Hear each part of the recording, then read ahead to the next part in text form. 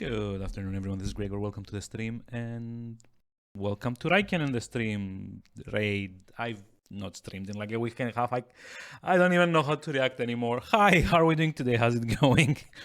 I've been away for a while, so yeah. Hi. How was Metro? I think, or something to that. I assume the original, not the Redux version.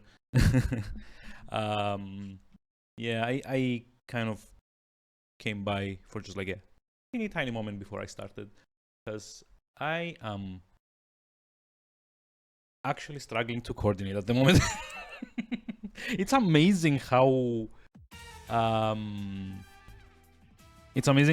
much like you do things on autopilot, and then when you stop doing them for like a week or two, it just like all goes away. I've been actually meaning to start like the music. I've been actually meaning to load up the list of this day in gaming and stuff. So I might do the Redux to check the differences. Okay, when would that next time be then? Because I'm actually curious to see as well. I haven't played the Redux at all. Because of reasons already discussed a couple of times. Didn't particularly enjoy a few bits of the original, so didn't like really feel the need to play the remake. No, it's not a remake. What would like the Redux be? It's just like the same game in like the sequels engine or something, right? Remaster? Redo?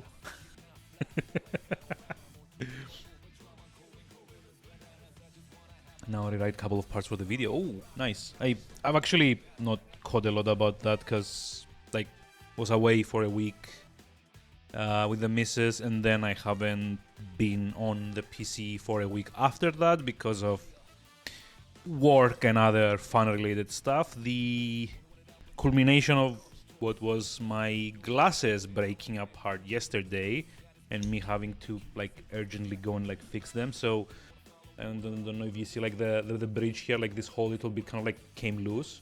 So I had to go get like a new one, and I'm still kind of struggling to, you know, keep everything in focus because as it turns out, not having visited my optician for 3 to 4 years meant that these were not aligned properly. Who knew? Yeah, I'm kind of like sweating here as well. I don't know why. That's weird. But yeah, it was fun yesterday. And this is why I'm streaming today, because I kind of fallen behind on the schedule of things and stuff that I want to stream, which is on there. Write a couple of parts for the video. Yeah, I'm not sure I know what you're talking about. Was that the project you were talking about a couple of weeks ago? Because I think that might have been it, right? Maybe. Anyway, let me get to it because I'm actually not streaming this more than once. So today's gonna be Broforce, a game from the South African studio. Oh, it's a Metro 2030. Yeah, okay. So I did get that right the first time around. But anyway, today is going to be Broforce. It's a side-scrolling shooter game. I hesitate to call it a platform game because it's not really... It doesn't really care about platforms much. Like, all that matters in Broforce, it's literally just like shooting things with increasingly ridiculous and convoluted characters that are based on mainly American movie heroes. So yeah, it's 18,000 words. Jesus, that's a lot. That's like actually novella length. Not too shabby. So I assume the video is gonna be like 3 to 4 hours long minimum.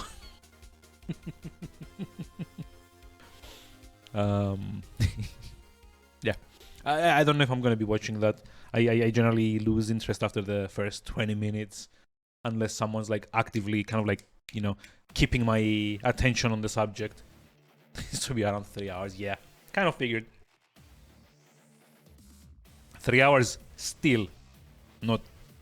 It's not the final count, right? But yeah, anyway. So today's gonna be Broforce. It's a side-scrolling shooter, kind of like Contra-ish, made by Free Lives, a South African development studio in Cape Town. What else did they make? I knew this 2 weeks ago when I was putting the list together, but I don't remember now. So I'm gonna have to do the shameful thing and go and check it on their Steam store page, because they've done a couple more things. Yeah, they've done like a VR like simulator thing called Gorn. You may have heard of them from their other hit game, Genital Jousting. Oh boy, which is, as far as I remember, literally about like dicks attacking one another.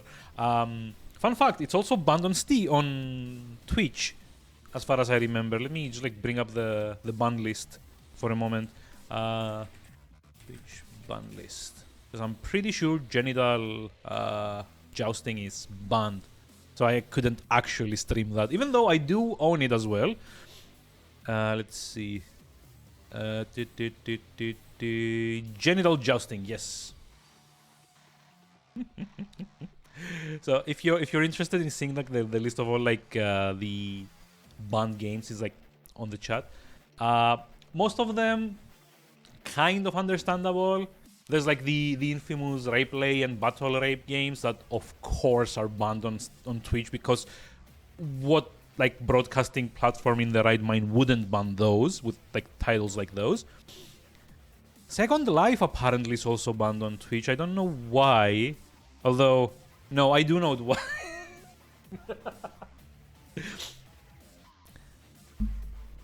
In the way that I would have played it, I don't know why Second Life would have been banned, but in the way that I've seen other people play it, then it makes absolute like sense to ban Second Life. There's also stuff like the Sakura games. There's let's see, Cobra. I don't know what Cobra Club is, and I'm actually not sure I want to Google that. I know House Party is banned, and I mean, yeah, it's like a porn game.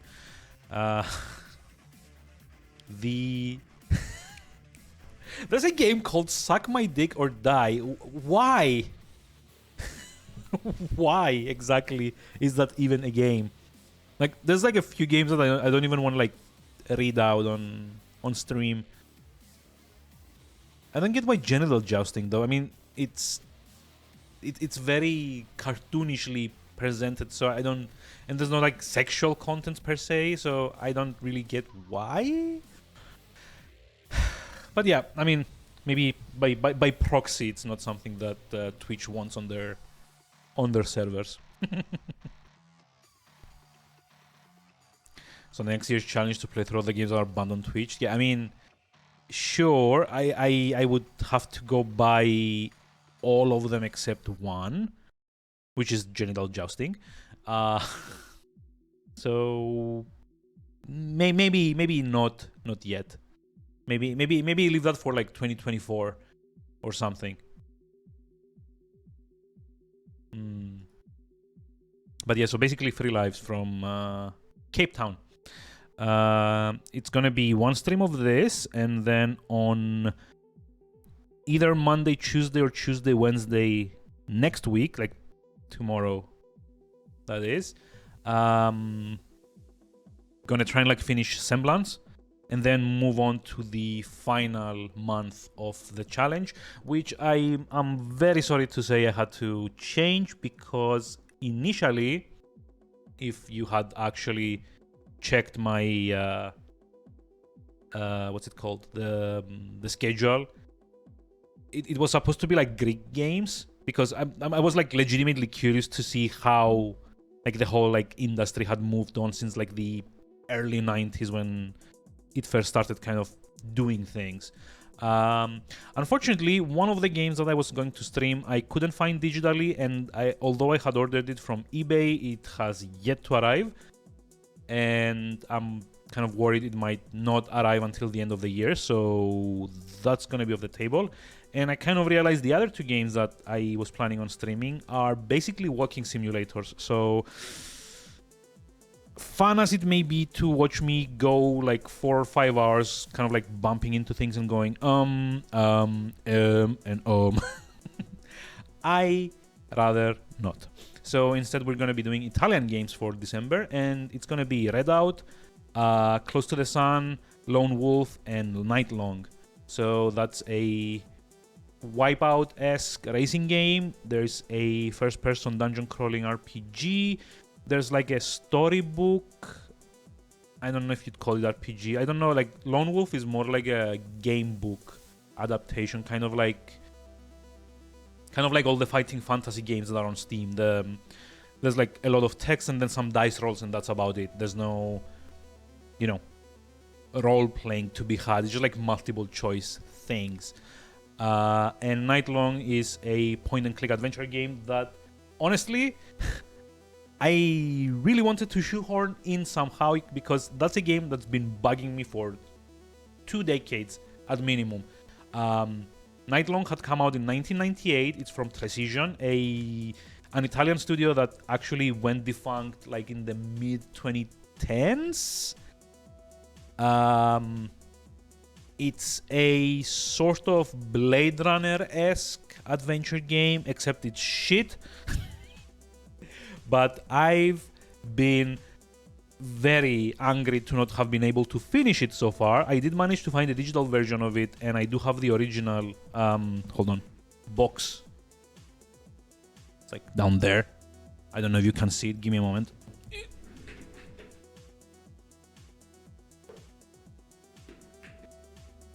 But yeah, there we go. It's like the final game that I will hopefully be doing for 2022. It is here's like a fun fact for you. This is like the one and only video game ever to have been officially endorsed by the Sci-Fi Channel. There we go. See?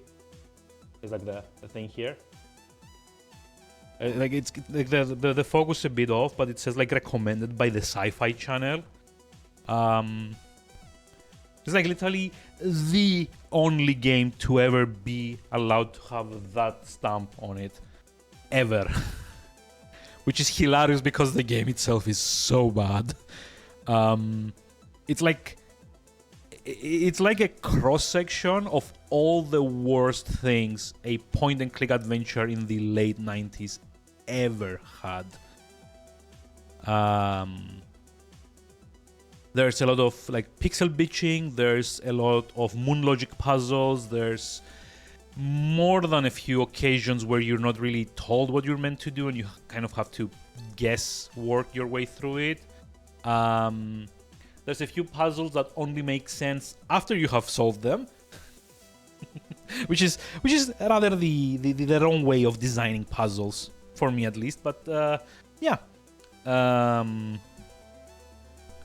Yeah. Okay, let's see. Oh, hey, Rooks. Hi, how's it going? How are we doing today? I can actually end up stream. Yeah, I mean, I haven't streamed on Sundays in like 4 or 5 months now, right? I've kind of like taken the opportunity of not having streamed through the entire week to just like do a small one now. But generally I wouldn't be streaming at the same hours that Raiken is, so it happens. Much appreciated though, and I'm actually sorry to have missed your stream. I would probably have tuned in, except the missus kind of had me building up our Christmas tree today, so that was my fun Sunday morning. Let's see, a joke for 1 billion challenge points. Yeah, but maybe that's like a good joke, because what you've just redeemed is the dad jokes, which are infamously not good jokes. You have no one to blame about it but yourself. So let's see. Let's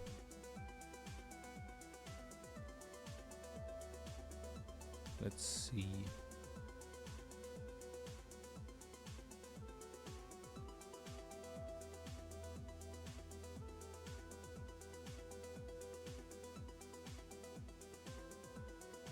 Oh, this is like all of them are horrible. I don't know if I want to read any of them. Let me try generating new ones. So there's like this generator that I have online for this, which is amazingly bad.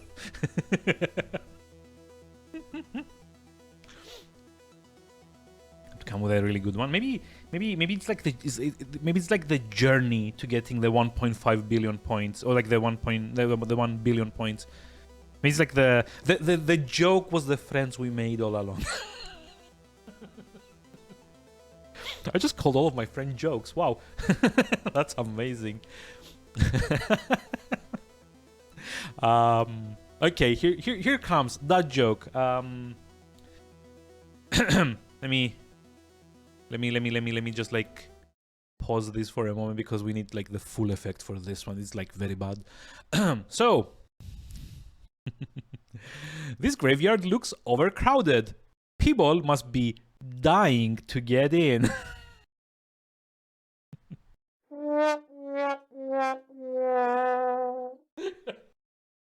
Oh, it's been a while since I could have used this one. I need to find like the other, like the Badam Tish one as well. I just can't find like a good quality one. But yeah, you have no one to blame but Rooks for this joke. And I'm very sorry to have read it out loud.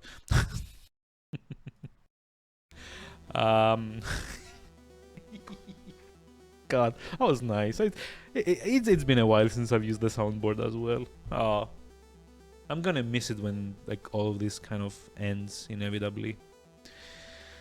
Because yeah, we like actually one of the other reasons I haven't been streaming as much is that we're like in the process of finding a permanent home to live in, so like we can like stop renting stuff.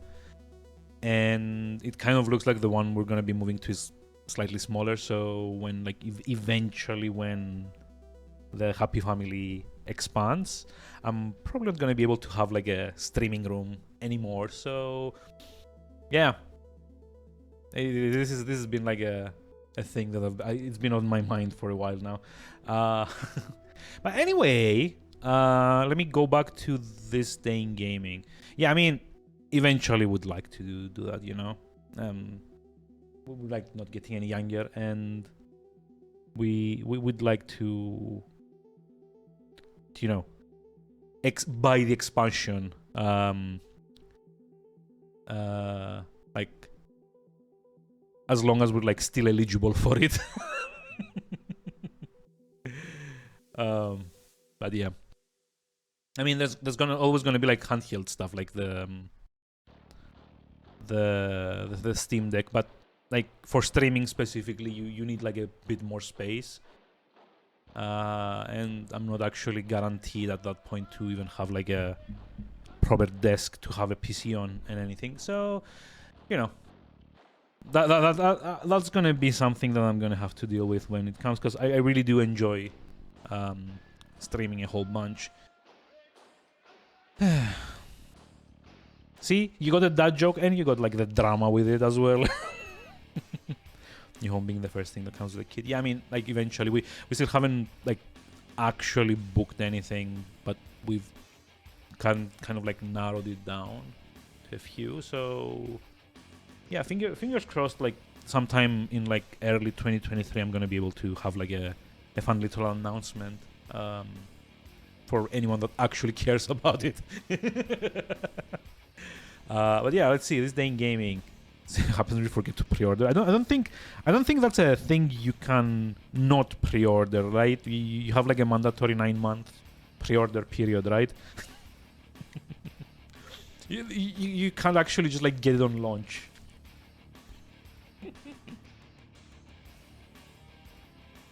Okay, let's just like stop the cringy jokes now, because you know, it is like IRL family stuff that we're talking about. So maybe move back to this day in gaming and get that out of the way, because I don't really think I'm gonna be streaming much of Broforce. It isn't particularly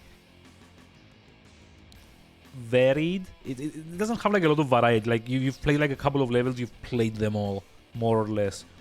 Like the game's whole shtick, basically the way Broforce works is that you are use like your characters are basically parodies of every single American action movie hero you can think of. There's like a Schwarzenegger like parody character. There's like a Stallone character. There's like a Bruce Willis character. There's like God, it was like, what else is there? I know there's like an Ellen Ripley one for like Sigourney Weaver from Aliens. There's God, I'm pretty sure Neo from The Matrix is like a character in Broforce. I mean, I'm gonna do this day in gaming before I start anyway, so that's like not a redeemable option anymore. But yeah, anyway, there's like 30 or 40 characters that are based on action movie heroes, basically.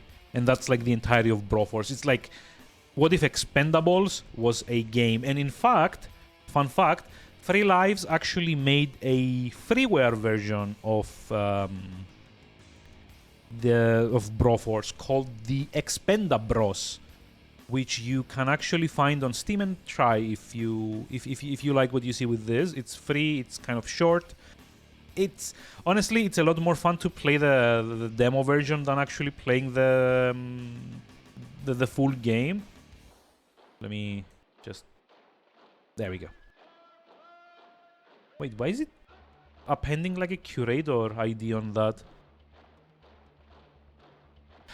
Oh, it's because I accessed it from the company's, like from the studio's page instead of like directly, isn't it?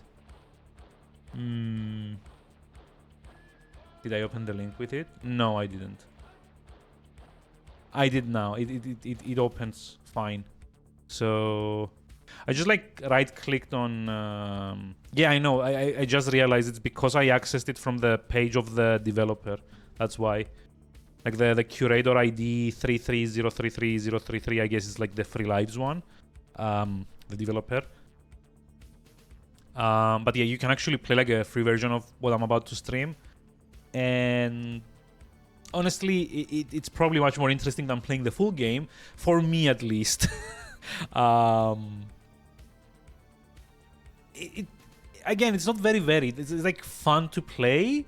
I guess it's probably more fun to play in co-op. I haven't tried co-op, but it's not a particularly deep game. You move from left to right, you shoot things. Eventually, you get new characters that can shoot things in slightly different ways, but that's about it. Like the only unique gimmick of the game is that every time you die, a different character from like all the parodies that you've unlocked kind of like airdrops in and takes the place of your previous character. So if you die, you're actually forced to use like a slightly different loadout on your next life. But that's about it. That's like all there is to it, which is also why I've spent like 30 odd minutes just making small talk, and I'm gonna spend another 30 minutes reading this day in gaming, because interesting as the game may be, it's not particularly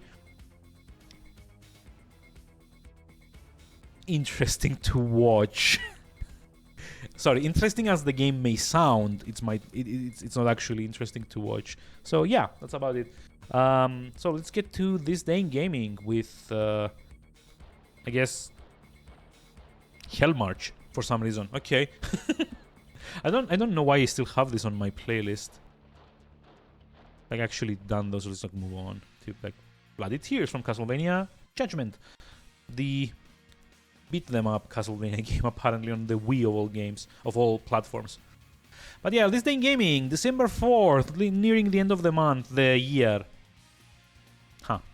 Not a lot of releases, honestly. December has traditionally been kind of like a dead month up until like the 15th, which is like when everyone kind of like wants to get their games out for the holiday season. Is it that my kids are playing? I mean, can you actually hear it in the background? Because it is literally playing Bloody Tears in the background. I don't know. Now you can hear. Oh, it wasn't loud enough. Yeah, my bad. Sorry about that. Let me just like raise it a little bit more. I'm like purely going by like the visual of the of the equalizer that I have here. So because the equalizer does not broadcast at like XSplit doesn't actually broadcast at the level of the PC's volume, because it's got its own kind of like virtual cable thing, so it's like different levels. So in order to be able to know that I'm not pigging the microphone, or I'm not like being covered over by the music or the audio, I have to just like keep an eye out on my audio mixer here. And sometimes it's kind of like hard to tell that, you know, something is actually audible on stream without being told to. But yeah, this day in gaming, December 4th, again, the starting parts of December and the late November bits are traditionally kind of like a lower output season for, it's kind of like off season for game releases, mainly because by that point everyone's kind of delaying a couple more weeks in order to hit like the Christmas holiday period, where they can advertise more and they can, you know, attract more audiences that are like have like more what's it called? I was gonna say expendable, but that's not actually correct, is it? But people generally have like more money to spend during the holidays, traditionally at least, before, you know, the bag-on-bag crises that have been happening since like 2010. So yeah, it's not like a particularly big list, and it's not a lot of interesting games either. Disposable, thank you. Why was I saying expendable? Because maybe I'm still like mixing myself up with like the Expendables or something. But yeah, let's see. It is the in gaming, December 4th, starting in 1992, 30 years ago, with the NES and Mega Man 5 in Japan. This list doesn't seem to like have the EU and US releases. It's just like the original release. So everything that first came out in Japan is only based on like the Japanese date on this list. Which I guess I kind of noticed over the years a bit, but I don't particularly, you know, pay attention to it, to be honest.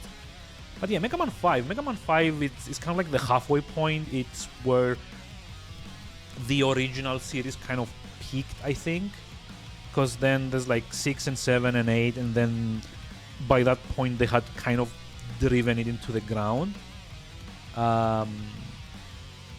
because they kept bringing in more and more and more releases with, well, to be honest, the Mega Man series was basically maybe like 40% like the level design, and 60% it's like the boss fights. Like at the end of the day, it's like the bosses that matter, and kind of like the themes of the bosses, because based on like what the boss's theme is, that's kind of how all the levels are designed.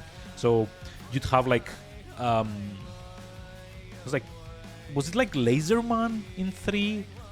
There's like a dude that's like based on lasers anyway, and it's like the whole level is kind of like this whole light fantastic thing, like lasers left and right. And then there was like in the first one there's like Gutsman, and that's kind of like a construction bot, so like all the level is built around the idea of being like in a construction yard or something, right?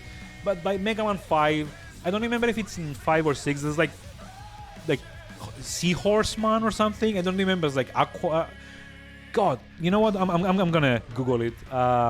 Mega Man 5 Robot Masters, because that's what they're called in all these. Let's see. The Robot Masters made the early debut. Blah, blah, blah, blah. Okay, so who are the Robot Masters in 5?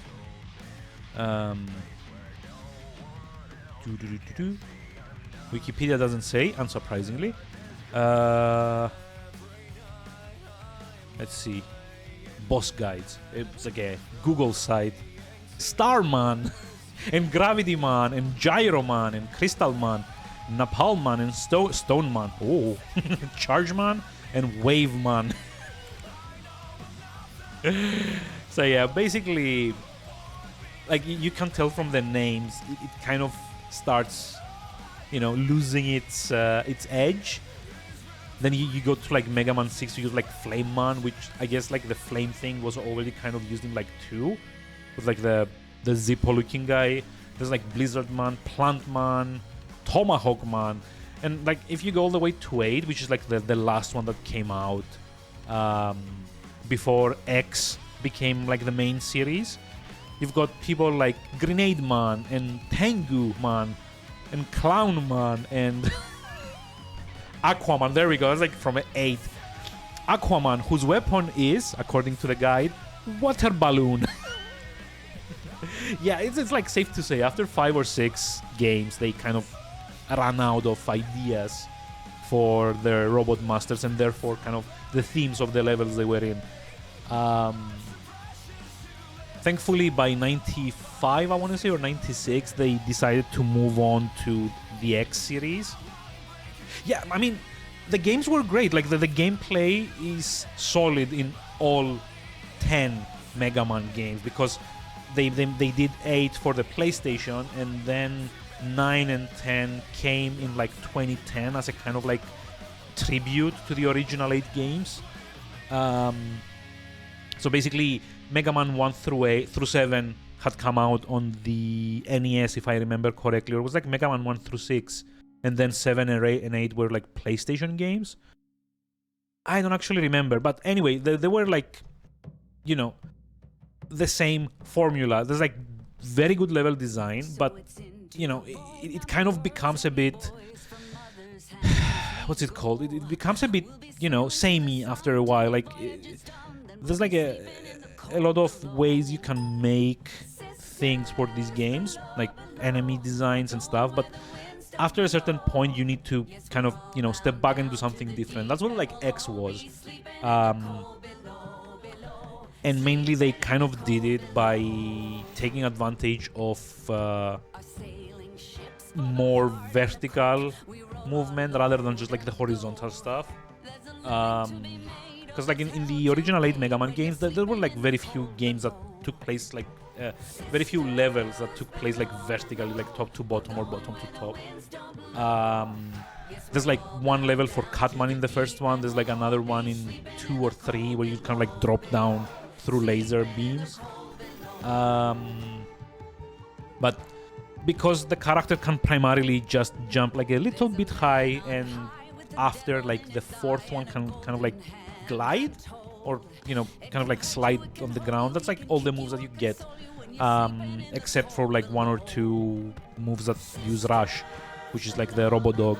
But basically it was like a more horizontally designed kind of game. But with X, because X, the character, could actually grapple onto walls and kind of like wall jump, the levels suddenly got like more height. There were like multiple tiers to most levels. There were even like a few fun secrets that you could find that were a bit above where you were expecting to go. Like in some cases you actually were expected to go off screen to reach said secrets.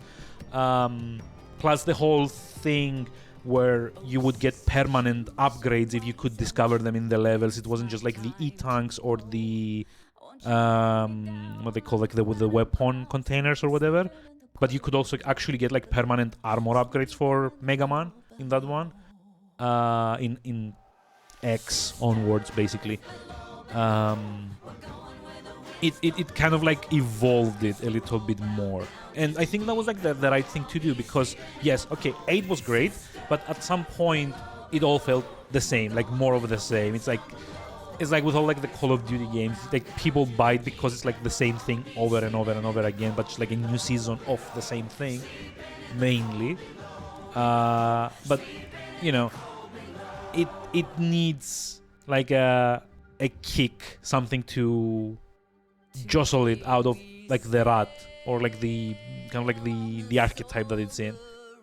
And I don't know, like 5 I think is like the last one that I remember playing off the original 8 that actually felt a bit more interesting, because while the rush moves I think were introduced in 4, so that like basically you get, aside like the basic shtick of the Mega Man games is like you defeat bosses, you get their weapon up, like their weapons as your own, and that kind of gives you more gameplay options. Like for example, you get, I don't remember, like Catman, you get like the the little like scissor thingy that he shoots. You actually get like a weapon out of that, and that may let you kind of like cut ropes in some levels so you can get through more easily. And it's got like this whole rock paper scissors thing where specific weapons from specific bosses are more effective on other bosses. Like for example, like if you get like Iceman's ice beam and you use it on like Fireman, you do more damage, for example. I don't remember if that's actually like the interaction there, but you get the point. But in 4 onwards, you also get like more utilitarian powers. You get like the 3 Rush abilities. There's like a little robodog called Rush, and you get like 3 powers with like involve him, which is like basically weapons that instead of doing damage, they give you more mobility.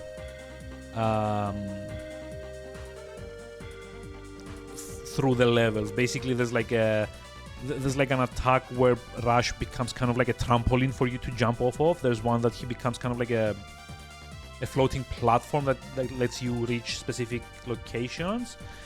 I don't remember what the third one was because that's the one that no one ever used. Yeah, the man with the machine gun. Yes, it's the Laguna was his name from Final Fantasy VIII. Yay.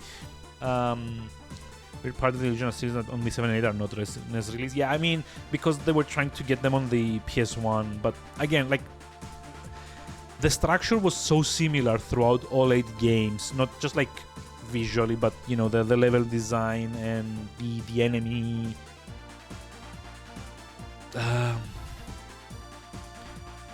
Like, the way you approach enemies conceptually was the same across all 8 games. It was like the most efficient thing you could be doing in any of the first 8 Mega Man games is just like find whichever robot master is easier for you to defeat and then use that guy's weapon on whoever is more susceptible to it and kind of just like go in like an order of like who is weak to what you just received from the previous boss. It wasn't until like the mid-series X games, like 3 and 4 I think were the first ones to do that, where like there's actually weak points on the bosses. Like for example, there's like the Sigma boss fight in 3 that you have to like hit on the head. Yeah, I mean 1 through 6 were like released in like way too quick a succession. There's like, you know, this is what I mean when I say they drove them into the ground. They did too well for like a new series, and they decided, you know what, we need to capitalize on this. So there's like a sequel every year, or like I think in some cases like even less than a year. So it kind of becomes this thing where like you're not giving your ideas enough time to develop, and you're just like constantly kind of like iterating, like constantly over and over and over the same things. But because you're not giving it time, it's not like iterating enough. It all feels very similar to one another.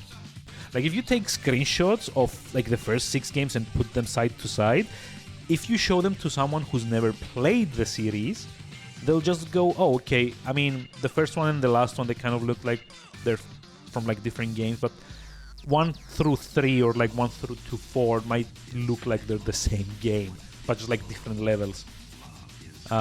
Because at the end of the day, the NES could only do so many things with colors, and because of the way the sprites were kind of handled on the NES chipset, it isn't feasible to make it more varied. But like from like the X series onwards, you actually get more kind of like visual differences between games, like protagonists, backgrounds, locations, and so on and so forth.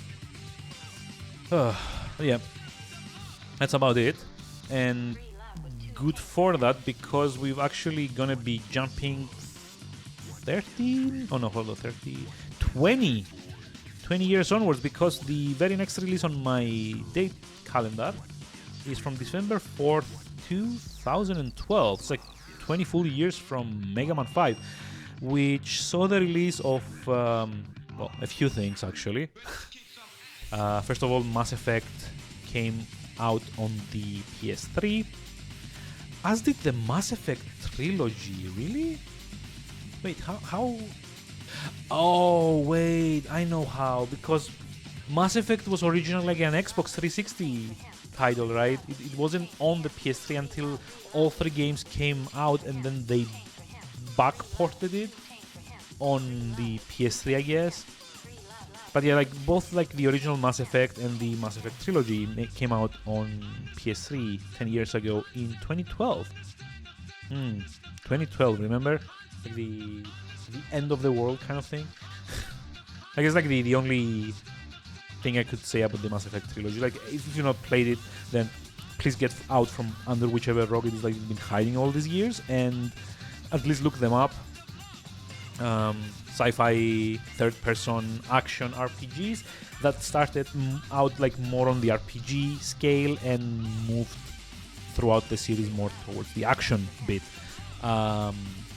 Honestly, I think 2 is probably the best one out of the 3 because of the balance of it all. The first one was a bit too stodgy with all these RPG elements. It had like a lot of micromanaging, especially weapons and like upgrades and stuff. It was too much of an RPG for the shooter it was trying to be. Like having like 10-15 different weapon manufacturers and you having to find, you know, minute differences between each weapon to equip your characters. It had a lot of inventory management, and then you also had to put mods on them as well.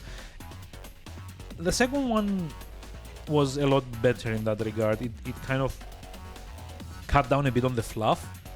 It streamlined the weapons a little bit more. It took away the very annoying Mako, or Mako, I don't know what the little bouncy tank thing was. And instead put in like a slightly less stupid minigame, the planet probing thing, which I also didn't like, but at least it wasn't running around like very, very square maps as it was in like Mass Effect 1, just like bouncing from location to location. The third one kind of like fucked it all up. Anyway, I don't want to talk about the third one. I don't think anyone that's played it wants me to talk about the third one, so let's just say like the second one was probably like the best one in the series, for me at least. On the same day though, the Xbox 360 was still a thing, and Skyrim was still a thing, and Skyrim got an expansion to the Xbox 360 version called Dragonborn. Dragonborn. Which one was Dragonborn? I forget what it's called. It's like the Hearth something thing. There's like Dragonborn and there's like the vampire one. So I guess that means Dragonborn was the... God. I don't remember. I've like actually played so many versions of Skyrim that I really don't remember like what the content was like supposed to be through like all the expansions, because you basically would only know what each expansion was if you've played the original release, like the 2011 release, and then bought the expansions going forward. If you've played any other version, like the Game of the Year edition, the Legendary edition, the VR edition, the Switch, PS4, Xbox One, PS5, I guess like toaster oven version. I'm pretty sure there's one of those at this point. But like all of those subsequent versions were kind of, you know, blending all their expansions into the main game, which is, I mean, fine, but then again, now I get confused because I don't remember what content came with like the Dragonborn expansion. Like if memory serves, it's the ones with like Solstheim. It's like the island from like the Blood Moon, whatever it was called, from Oblivion. It's like the first Dragonborn is there or something. I don't remember. It's weird. For what it's worth, I think this is also the one that gave you the epic levels. Like once you've maxed out your skill tree, you actually got to reset it and get, you know, extra levels or something. I never really bothered using that, to be honest, because there's like such a thing as too much of a good thing, and Skyrim was definitely one of those cases. I've actually known people that have played that for 2,000 to 3,000 hours, and honestly, outside of an MMO, I could not see how that would be possible for like a single-player game, even one that is as robustly moddable as Skyrim is, I guess. And I mean, I could like also go on a short description on what Skyrim is, but if Mass Effect was like the get out from under your rock game, Skyrim was like, please just like read anything on gaming and you'll find out what Skyrim is. Like, I don't think there's like anyone that even like owns a PC that doesn't know what Skyrim is, like console or like any form of like electronic media, because that thing's been ported to everything. Like, if someone came out tomorrow and told me, you know, there's like a version of Skyrim for like the Apple Watch, I'd be like, okay, yeah, that makes sense. I mean, they've ported it everywhere else. So yeah, well, sure, why not? Yeah, let's like actually getting to the end of the list, because there's only 1, 2, 3, 4, 5 games to go. So let's see. 9 years ago, December 4th, 2013. Oh, that's weird. Starbound came out on the PC. Starbound, aka the sci-fi. What's it called? God, forgot the name. Terraria. Yeah, this is like the sci-fi Terraria. I actually bought Starbound on launch, like originally an early access game, because I at that time had more or less failed to catch the Terraria hype train, and at the time I did want to see like what the fuss was all about. But you know, there's like a game running on for like 5 or 6 years, and the fan base kind of like moved on to from like the initial phases of gameplay to, you know, end game stuff only. So as a newcomer, it's kind of like hard to get into that, especially if you want to play co-op with it. So when Starbound was announced and came out, I was like, yeah, okay, this is it. This is even better because this is sci-fi and it's like just coming out. I'm gonna get it and I'm gonna play it with other people and we're gonna have fun. And then it kind of got stuck in my backlog because Starbound on release was not a very stable game at all. It was like a very, very, very fun roller coaster ride of crashes, and more crashes. I mean, eventually they did get around to fixing it and it did come out of early access, but I don't know. Again, I've probably missed the last wagon of the hype train again, which is fine. For those of you that haven't played it, it's kind of like Terraria. If you've not played Terraria, it's a side-scrolling version of Minecraft. If you don't know what Minecraft is, then again, out of the rock, play more games, get educated, blah blah blah. It's a crafting survival side-scrolling game, basically. Both Starbound and Terraria. Terraria is like a more fantasy-ish. Actually, that's not true. It starts out as like more fantasy-ish, but there's like more high-tech elements into it the more you progress through the game. Starbound is the clearly sci-fi equivalent, like you colonize planets at that point. As with most of these like crafting survival hybrids, it's a lot better to play with co-op. 2 to 4 players probably is like the sweet spot, because other than that, more than that, it becomes a bit of like a clusterfuck, to be honest. And solo, it takes way too long because everything in these games is usually not designed, but kind of skewed towards co-op play. For what it's worth, it was fun when I tried it, when it actually wanted to work. I did also try to get back into it a few years ago, but couldn't really like master the effort anymore. But if you like crafting survival things and Minecraft's not doing it for you, Terraria or Starbound or both are probably like a good thing for you to keep an eye out for. Let's see. And 4 games to go. 8 years ago, December 4th, 2014, Guilty Gear Xrd. And yes, that's how it's pronounced, Xrd. Sign came out in Japan on PS3 and PS4. The long-awaited at that time sequel to, well, Guilty Gear. Like, it was like Accent something, Accent Core, I think is like the last one before this. It was also the first Guilty Gear game to be entirely 3D, but you wouldn't know it if you saw it in action, mostly, because they did like a very, very, very weird and very interesting technique of 3D animation that makes it almost look like hand-drawn 2D animations until the camera pans, and then you realize that everything has been 3D all along. Pretty fun game. If you're interested in this, then probably better to get like the latest release, which is God, it was like Revelator? No, wait, that was like the expansion to Exart. What's like the newest Guilty Gear? Strive, yes. Guilty Gear Strive, because I guess if you are interested in these games, you would probably want to play them online, and you know, all the fan base is usually playing the latest game in the series. But Exart is fun. For what it's worth, it's interesting if you get on sale and you just like want to check out the unique art style and the story.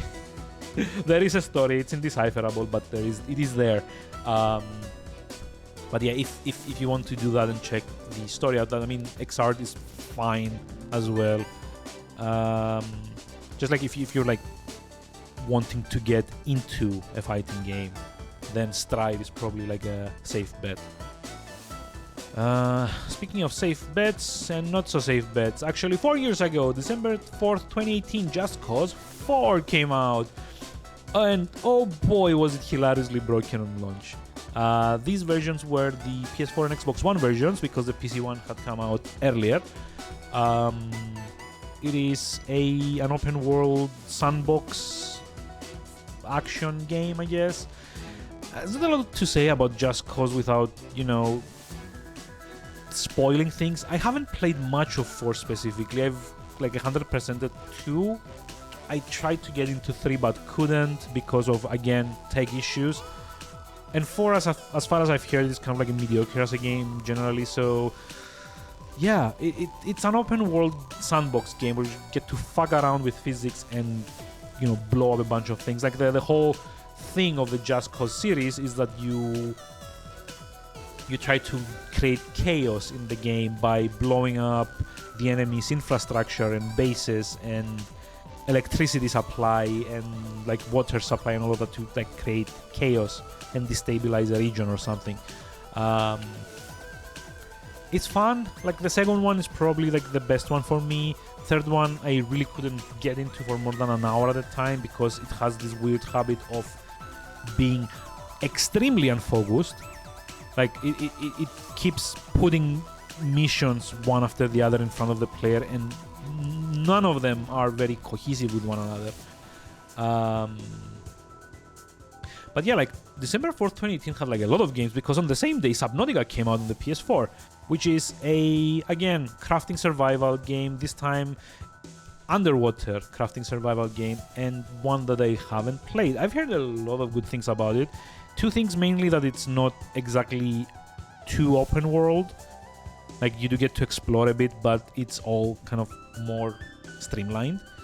The other is that there's actually a story behind it, and like a reason that you're building what you're building is just like giving you a big sandbox and telling you, you know what, you do you, we don't care what you do, just do it. I need to play it, if not for my very, very big anxiety-inducing fear of deep underwater places. I would probably have played this already. I mean, at some point I'm probably gonna, and it's probably gonna be on stream as well, because you know, share the pain and all that. But yeah, let's see. So Subnautica, there's like Just Cause, and then there were two.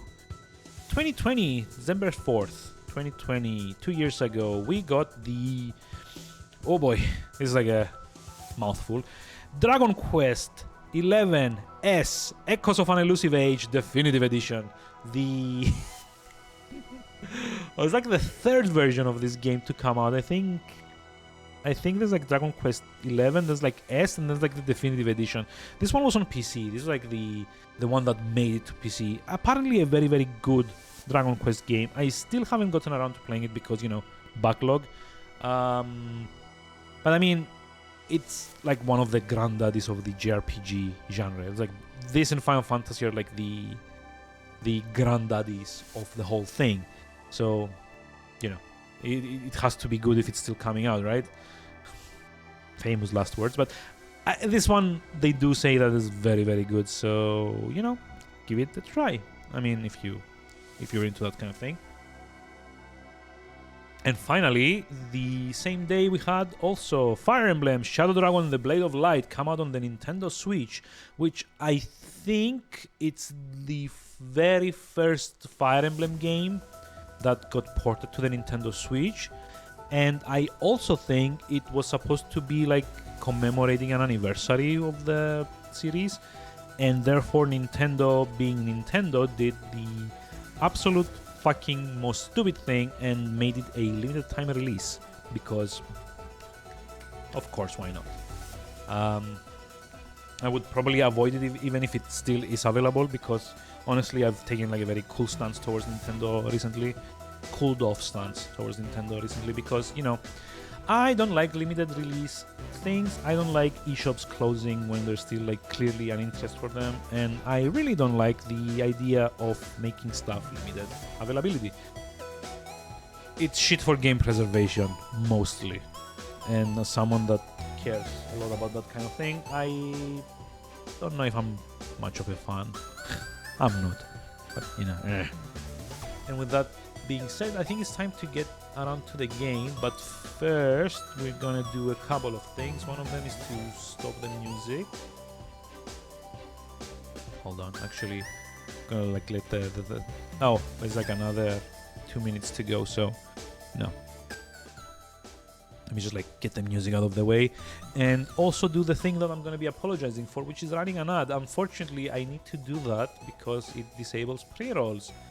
And at this point, Twitch holds everyone hostage to doing this dumb shit or spamming ads down everyone's throats all the time.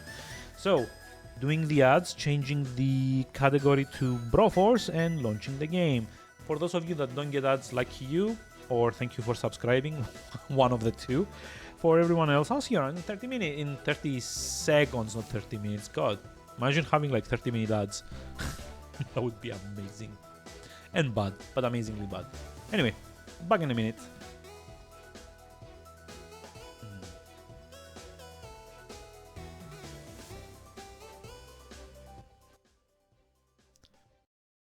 So there we go.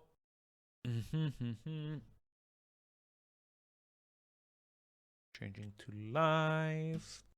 Launching the game. Did we actually change the title? Category Broforce.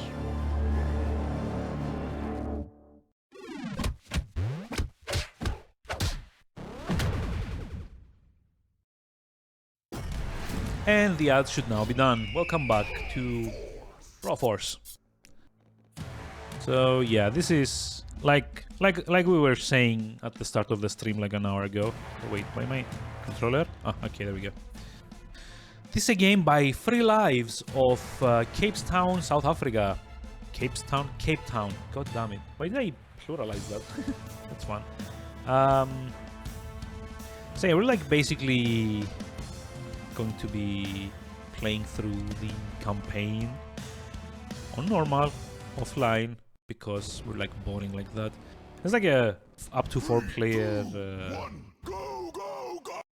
Yep.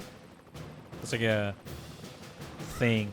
So basically the idea is that this is basically a video game version of the Expendables, more or less. You play as parody versions of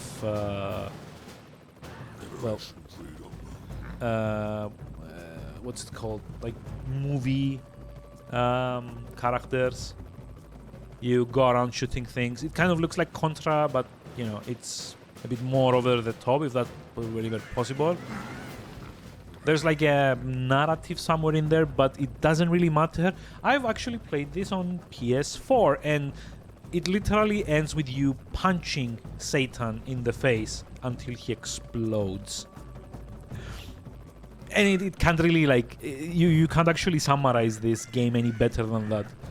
POWs have been stranded in Vietnam. It's like Vietnam, I guess. For 25 years now. Find them and save them. Fuck yeah. It's like a very American game, except that it was made by South Africans, so I don't really know. It's like a parody. So yeah, and there's like a way to like see who each character is. Also, yeah, there's like this thing where the terrain is like semi-destructible, so that's gonna be fun. These are like checkpoints. I mean, again, this is like kind of like one of those games that like are a lot more fun to play with like friends, to be honest. Yeah, it's like the John Matrix Commando. Sorry, Bromando. So yeah, it's just like you find POWs in the game, you save them, they become like party members or like unlockable characters if you want to like put it like a bit better. And that's about it, actually. Like, you don't really like do anything else. It's just like a very for like the parody aspect, it's like a very bog standard like shooter. Like the unique thing is like how like all the characters that you unlock are kind of like parodies, and I guess haha, that's fine. When you're like you're not like completing stages, you're liberating areas. That's like really it, to be honest. Like the only problem is that like every time you die, you get forced to use a different character, and that may or may not be, you know, advantageous to you, because a lot of these characters may not have like a lot of yeah, like the A-team guy. Like a lot of these characters don't really like handle the same way, and sometimes it might just like cause you to die because the character that you've gotten doesn't really help as much as they should. Like if you get like someone that has like a very short range weapon, yeah, it's like the Chuck Norris guy. Like you get someone that has like a very like short range weapon, or like this guy that has like the spread thing, and you get to a point where there's like people like hitting you on like their long range, it becomes a problem. So, you know, it's not always like the best system. I mean, it probably makes more sense in co-op, because at that point you have like 4 different characters, like up to 4 different characters to kind of like cover for like everyone's shortcomings, I guess. Also, I think my audio is slightly too low. Let me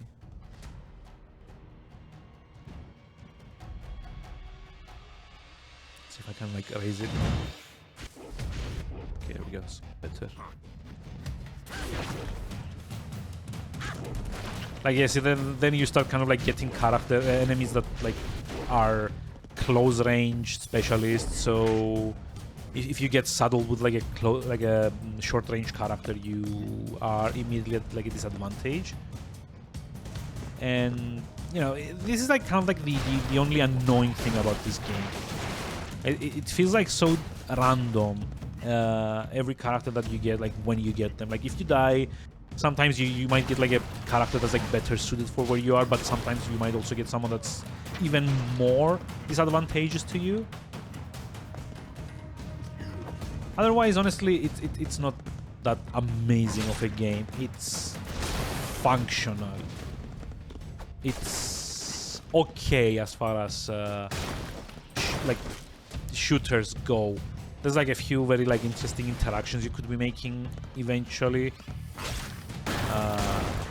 Like this. You can kind of like mess around with the physics of it all if you want to. But it's kind of, I feel, it's a diehard guy. Sure. It's kind of like built around like the idea of, you know, creating maximum mayhem in co-op, I feel, at least. Because a lot of what I see like in the game is kind of like more geared towards kind of trying to generate kind of like a 2 to 4 player chaos,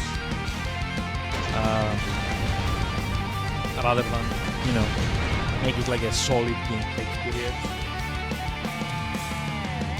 Which I mean is fine. Like a game that's built around co-op is just fine to, you know, build it around like all the fun interactions that you know, would eventually arise from having more than one player trying to do the same thing, right? So it's like the MacGyver guy. But in general, it's like with a lot of things, it's probably more fun to play like multiplayer rather than like single player. And there are like a few, you know, interesting ideas. Like for example, like this MacGyver guy was like a Brogyver. You can actually just like strap explosives onto enemies instead of just like throwing them like grenades, and that creates like very interesting like chain reactions and stuff. Just like trying like this. There we go. Yay.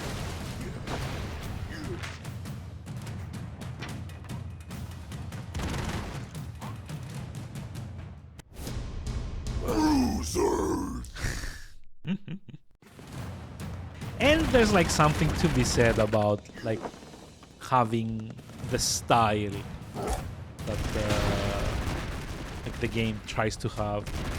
And it's got like this like whole like kind of like Suicide Squad thing like as well.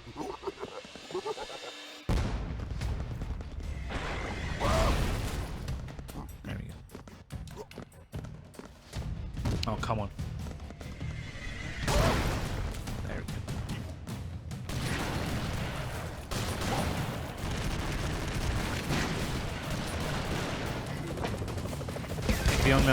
The only other problem with this is, like you've seen, a lot of the physics might like be interesting to begin with, but at the end of the day, it's very hard to predict what they'll do. Let's see. Third level orange. It's a covert operation. A lone Bromaster captured the supply drops that have fallen into terrorist hands. Okay, I don't remember playing these missions. This sounds interesting. Like, what? You're not allowed response in this?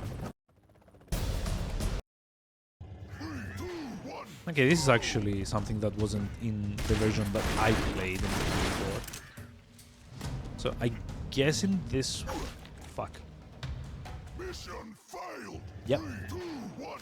So I guess in this one you don't get like extra lives. You just like have to make it all count with just like one health, and no grenades either. Cool.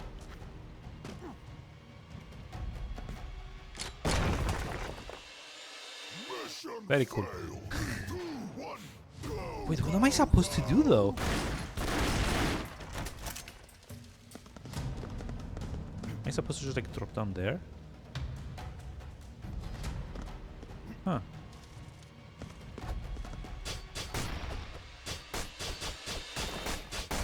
Maybe I'm meant to just like dig down to the core. Like, I don't know. Maybe. Oh, see? That's actually the case. Although, oh shit. We have grenades. Have fun.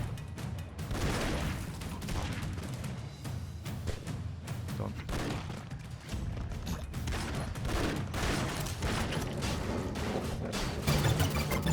Hey! Mona, thank you for the follow. I'm not sure I actually got that correctly, but you know. Also love that like if a grenade drops on them, they get stunned for like whatever reason.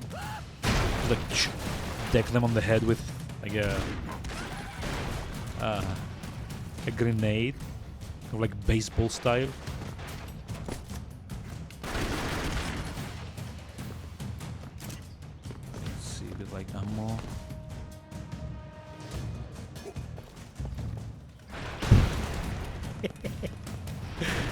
I did not expect that to happen. Oh boy. Wait, what's happening?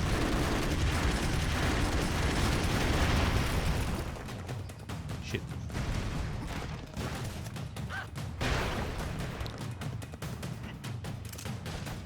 I guess these are like challenges then for like character specific things. Uh-oh. No. Like, I'm not actually sure if the grid.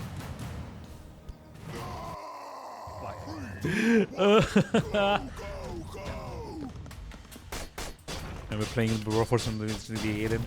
So hi, welcome. How's it going? How are we doing today? I remember the alien level. It was weird. Like story-wise, this game starts with basically trying to defeat terrorists or something. Oh yeah, I forgot to pick up ammo. Damn. It begins with like defeating terrorists and stuff, and then suddenly you're just like fighting like the alien queen or something, which I think was actually like added later to the game. It wasn't in the original release, because I remember when this game came out, they made like a big deal of adding Ellen Ripley to the cast, like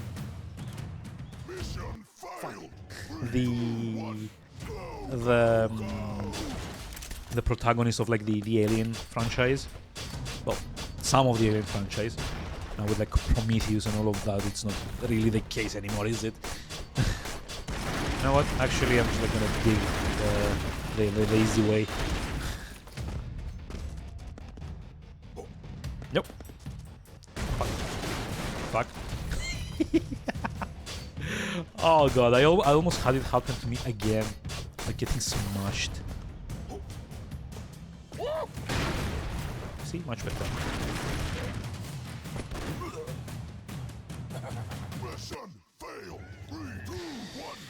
Oh.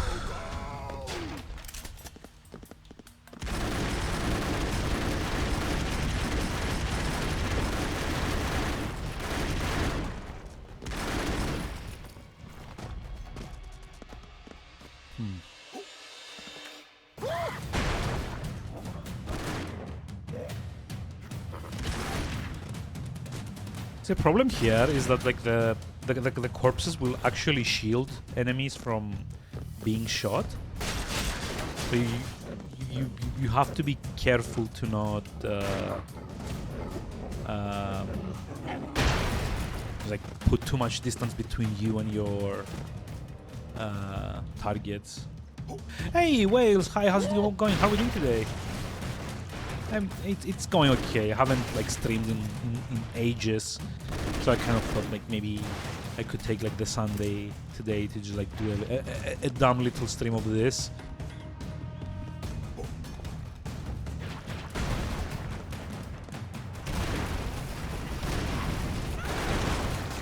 Fuck.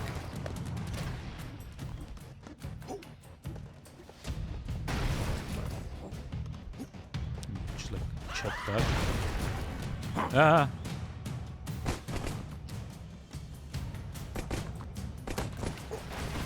What if I do like? Okay, I mean that works. so long as I don't like bring a rock down on me again, I think we're just like gonna be fine. I think.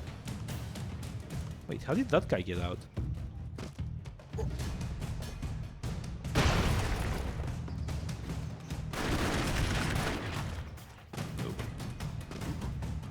Okay. Let's see. Try to not fuck up again. How did I die last time? Like something fell on me and killed me. I'm not sure what it was though. Oh, hold on. There we go. We win! Hey!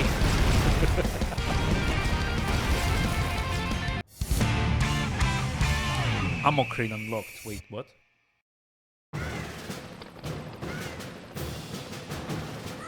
Ammo crate? This is Cambodium. Soon to become Brodium. Get to work. God. It's like, do you know how surprised I was to find out this game was not made by an American studio? I was like very sure that this was made by, like, you know, someone from like the US. But yeah, that actually isn't the case. Funnily enough. South African studio. Believe it or not. Lives.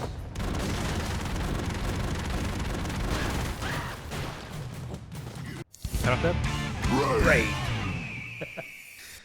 I don't know, braid sounds like a totally different thing than how they're spelling it. But it's like blade. Let's see how many references we can like pick up. You know?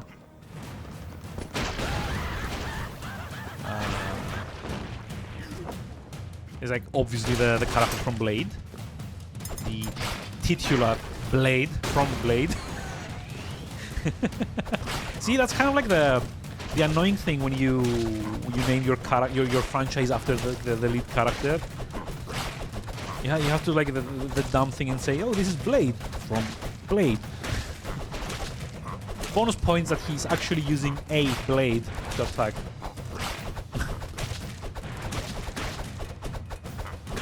This is Blade from Blade with a blade. Oh, shit. No. See, this is like the problem. This guy's like melee only. So it becomes like a big issue to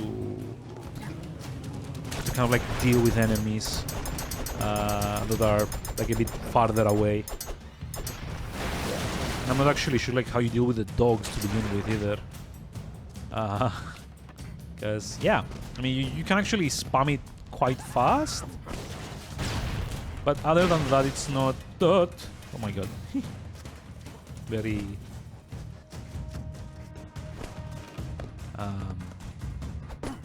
let's see. Yeah, you can just get like the Bromando, like this guy, and just like spam missiles from like the other end of the screen. Much easier. So these are waypoints, by the way, in case you didn't figure that out.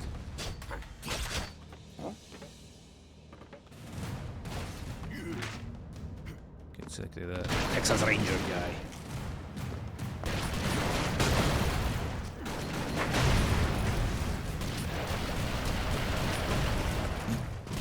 Also, yeah, apparently you can ride down on the guy's parachute for whatever reason.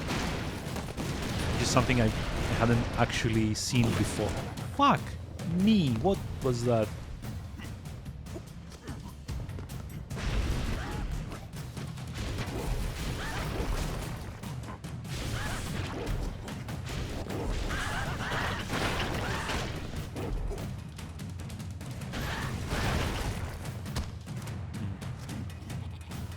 And yeah, sure, I mean, you can actually use like their secondary weapons, like bottom left of the screen is like the little grenade icons are like the secondary weapons for each character, but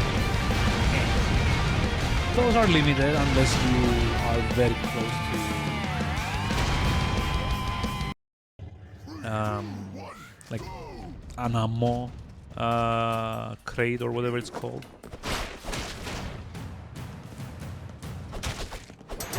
Uh-oh. No, no. Close.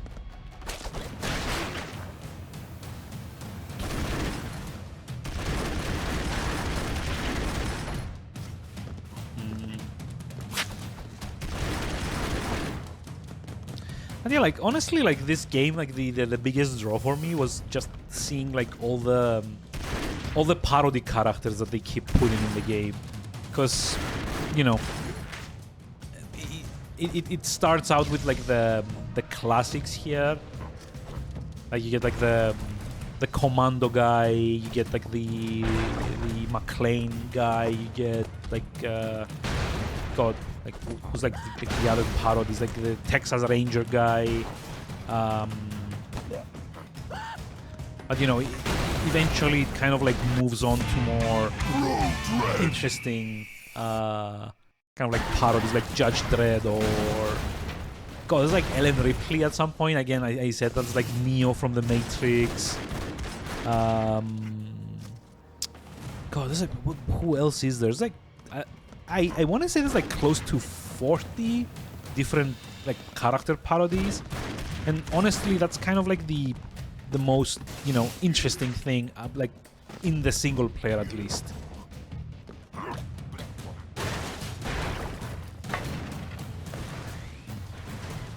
In co-op, it's probably like a. God damn it. In co-op, it's probably like a much more interesting game overall. You know, considering the interaction between characters, right? Like, because every character kind of handles differently. You get a lot of like weird interactions with like everyone's weapons and armor and secondaries and so on and so forth. Off we go.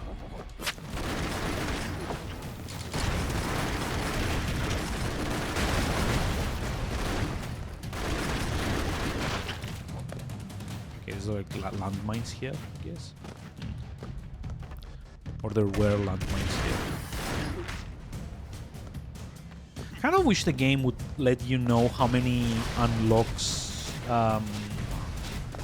or not how many unlocks, how many rescues you need to do to get the next unlock, because it does tell you at like the end of the level, when you get like the final tally of like all the enemies you've killed and so on and so forth, but it doesn't really tell you during the level, you know. So I'm not like at any point in the level sure that how many more people I need to rescue to get, you know, the next character. Glowing black. Yep. The Men in Black indeed. Which I kind of like the gun off. It's like it was one of like the better visual gags in the original Men in Black, where you, like, Will Smith gets the little tiny gun and Tommy Lee Jones goes like, nope, don't fire that in here. And it's like big ass explosion from like the teensiest, tiniest gun. Oh. Okay, so I guess it's like a guided missile for Judge Dredd. I don't know how that makes any sense, but sure. Also, I'm pretty sure like MacGyver has here like a chicken or something. Turkey bomb. Which again, not exactly sure how well it meshes with like the character he's supposed to be parodying, but sure.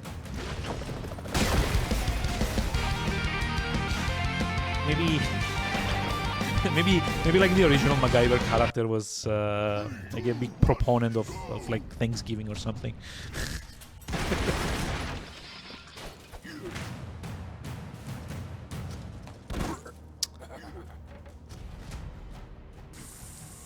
Fuck that.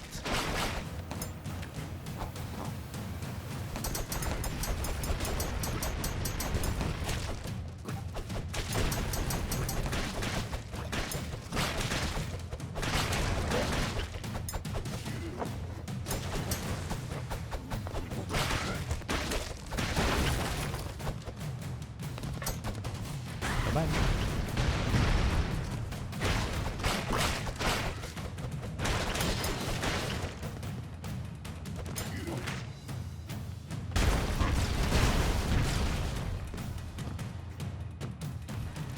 I can actually even see them like on the character model, like a teeny tiny gun. It's like strong enough to have like a knockback as well. Love it.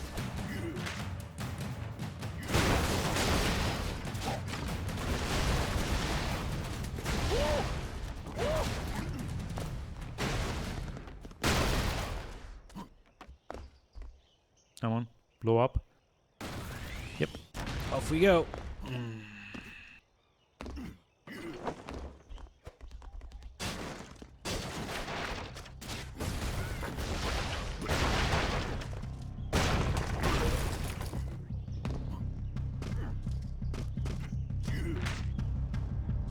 Hey, we're back on Judge Dredd. Oh, boss? Boss. Terrorcopter! Oh boy, air superiority technology. AKA boss time.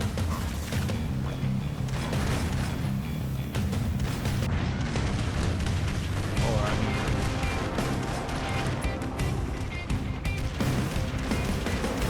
the particularly hard boss.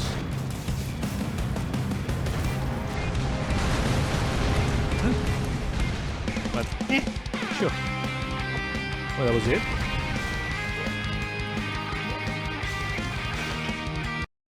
Okay. This is Arstotska. Okay, I did not remember this. So this is like a Papers, Please parody, right? Arstotska. Sources claim that it is in fact a country.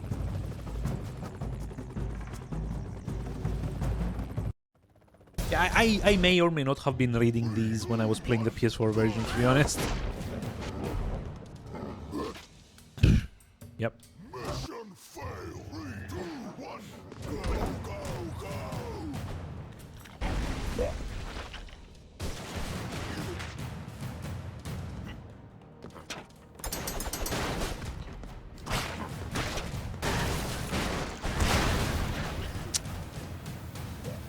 Fuck my life. That was dumb. Oh, that was so dumb.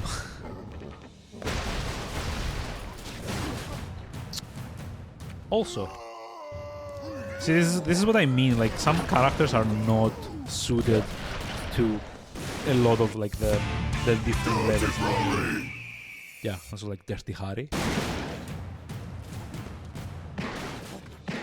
Jesus, we got the range on this.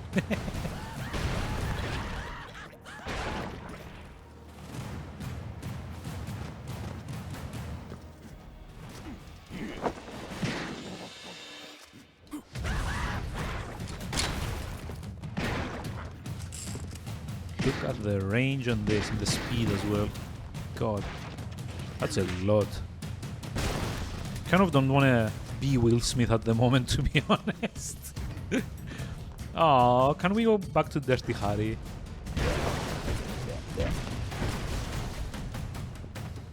That would be great. Come on. I don't like this guy's gun. It has like a lot of kickback.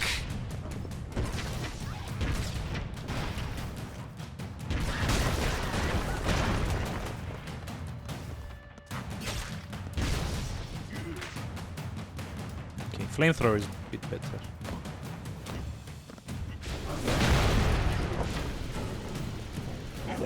Like, yeah, see what am I supposed to do here? Just like dig from below and kill the guy? Because like otherwise you're not really able to deal with the dog.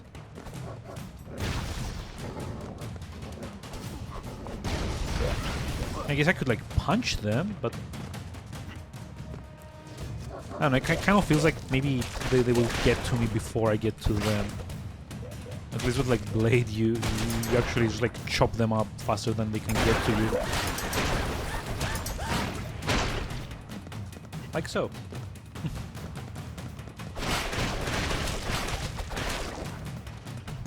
Just like push them off the level. Bye-bye.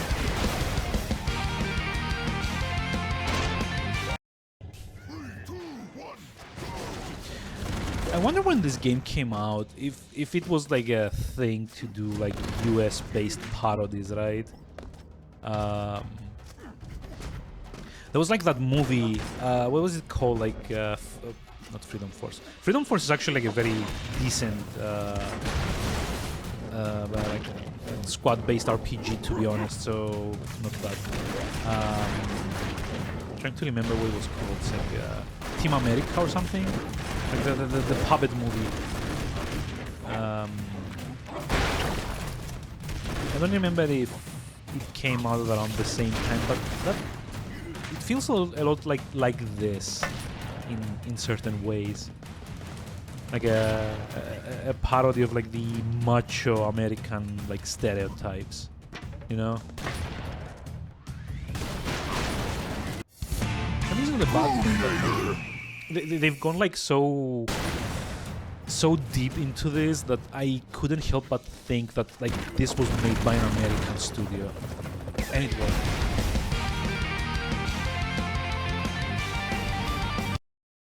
3, 2, 1, go! Yes.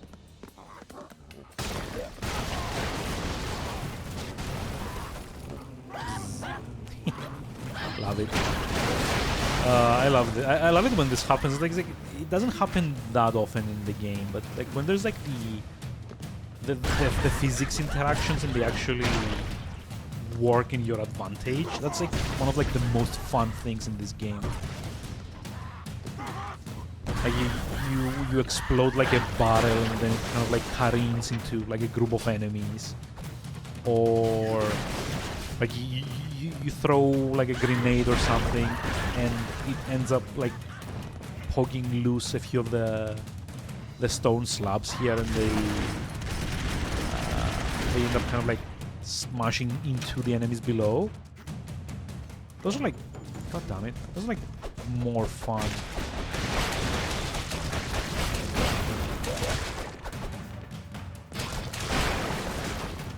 Who needs guns? We've got...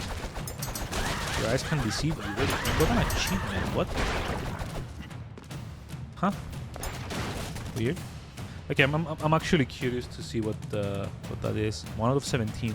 Kill a terrorist with a deflected bullet. Oh! Oh! Wait. I can actually deflect bullets with this?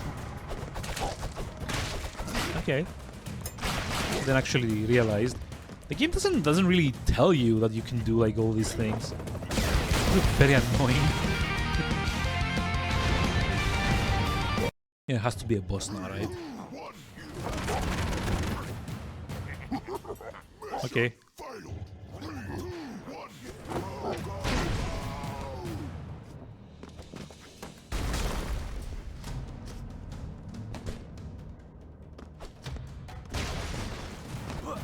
God damn it.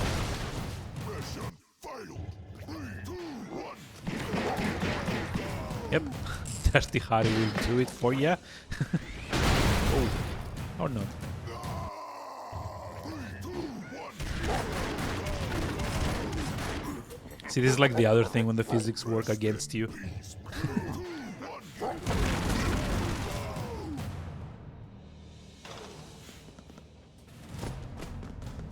Oh.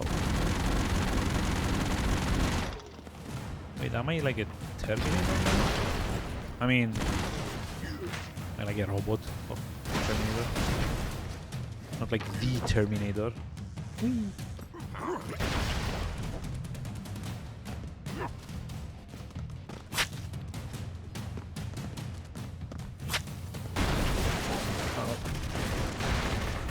Come on. See? Problem kind of like deals with itself. Lovely. Bye-bye. And then I died. Then I almost died again.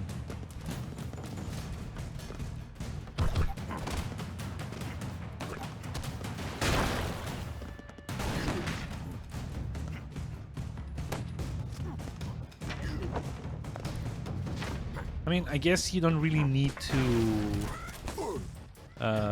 like kill everyone.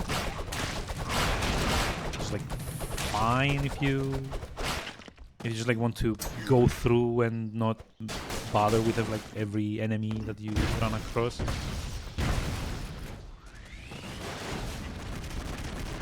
I mean, what else is there to do in the game other than just like, you know, shoot the enemies?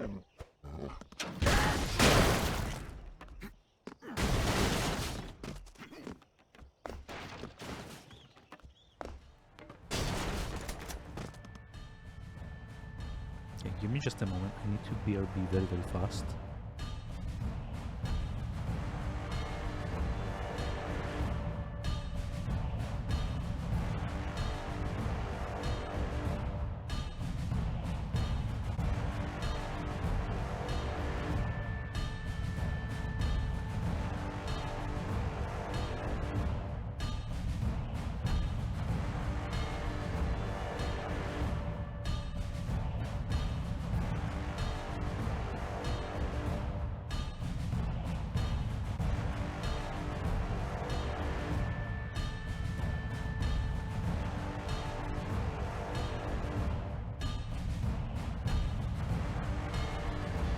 And sorry about that. My apologies. I like had to go to the other room for a moment. But hi. Also had to the Christmas thing up because why not?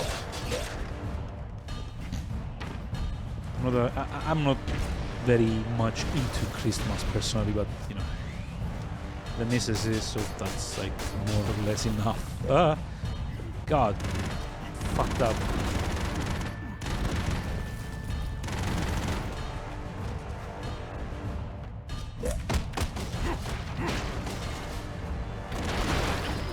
Jesus. Oh, come on. Terror cannon! I've never seen this interaction. This is kind of fun. This is actually shooting dudes out. Yeah, it's shooting dudes out.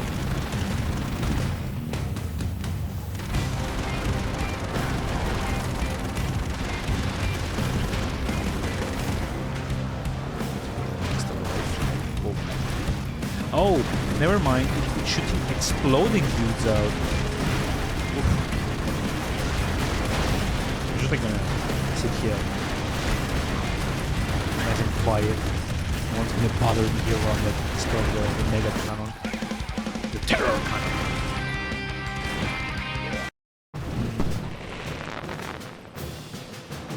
Oh. I guess C is for challenge. Probably it's like 4 and 5. It's a covert operation in Lone Bro must penetrate the terrorist defense and assassinate their leader. Oh. Like, okay, sure. 3, 2, 1, go! Double tap direction to dash. Huh. Okay. Mission fail. 3, 2, 1, let's go!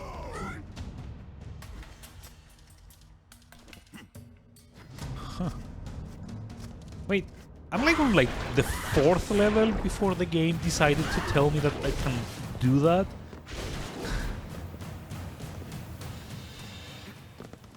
Just like try it from here. Oh, Jesus. Oh, okay. I guess you explode the pipelines as well?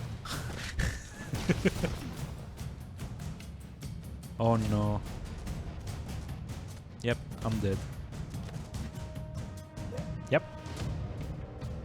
I was not actually meant to blow that up. Cool.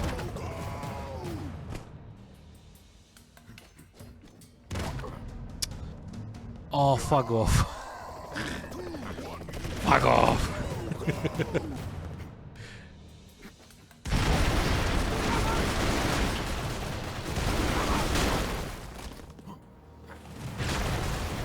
Yep. It's a time trial thing. I figured it out now. Okay, yeah, this calls for like this. I'm not gonna do another failed trombone. It's like, off I go.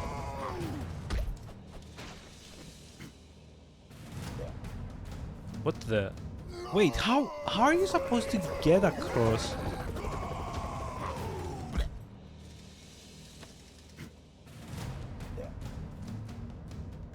What?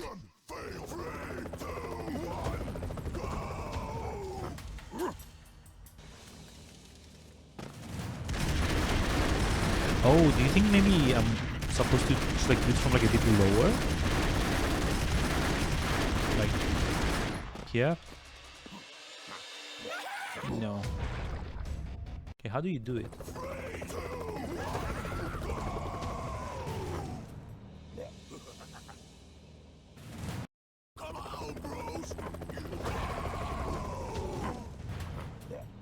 Okay, you get like a speed boost when you drop off of the...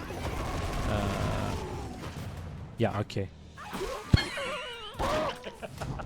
Ah, this is like a learning experience all over again.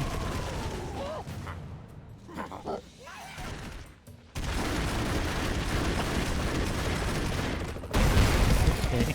I mean, love the guy's smile though. He's like, "Argh." Vitamins? No idea what that is. The people from this country look, speak and act differently to us. Oh, yeah, okay. I guess now you can tell it's a parody.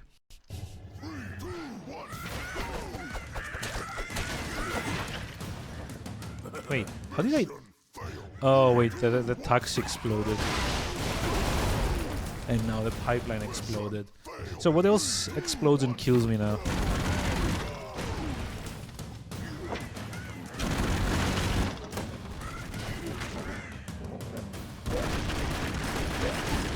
God damn it.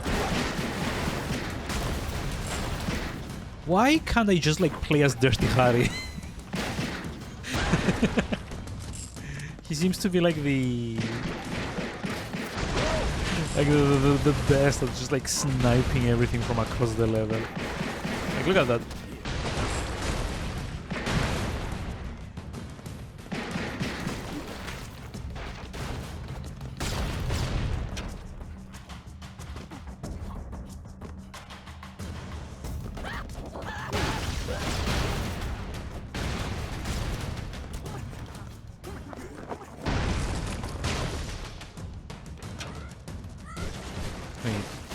Wait. Oh. Okay. Damn. I blew up the... Oh, I blew up the elevator too.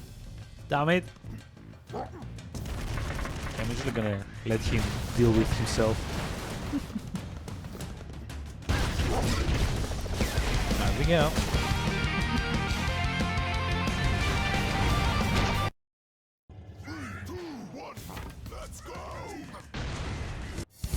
Oh, Brobocop. Fuck yeah, let's see.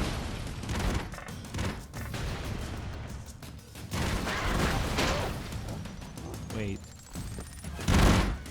Oh, wait, this is like a... It charges up. Okay, that's fun.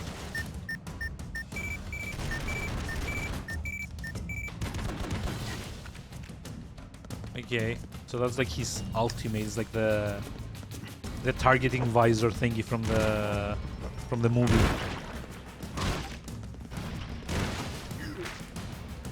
That was like such a good movie though. Ah! Oh, what? Fine. Chaos it is.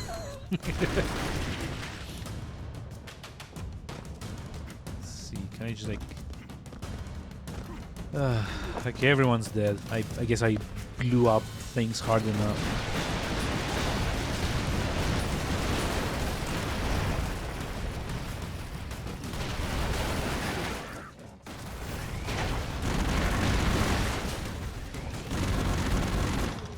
You're fired. Wait, what? Another achievement. What was that? Hold on. You're fired. Kill an enemy by launching them on a propane tank. Okay. It's like the entire like achievements list like dumb ways of killing enemies. Like physics related stuff.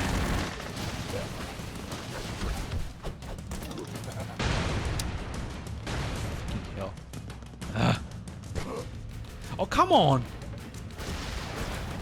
Jerk.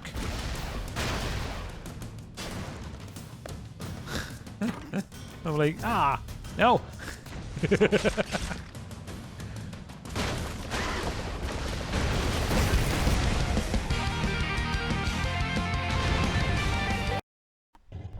Also, I don't know, did like anyone else grow up like the Power Rangers and stuff like that? Because like the little like ending riff to the levels sounds a lot like the Power Rangers theme to me. I don't know why.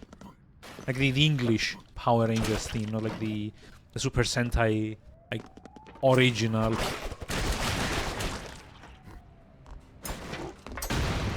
God.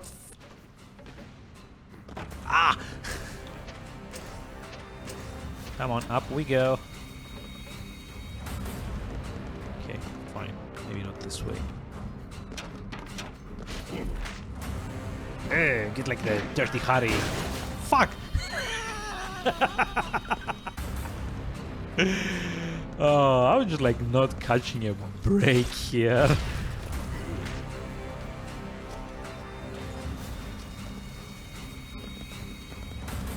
Come on. That's Yippee-ki-yay or whatever.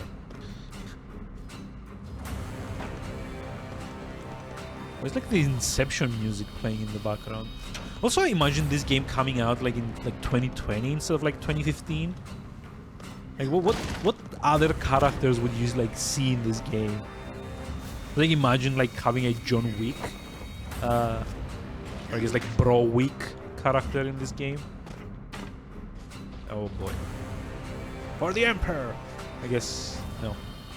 This is like totally like one of those like Terminator suits.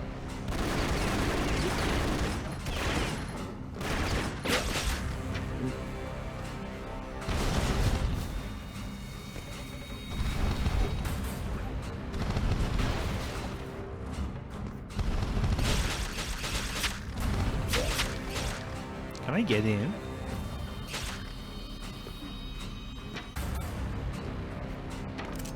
Oh!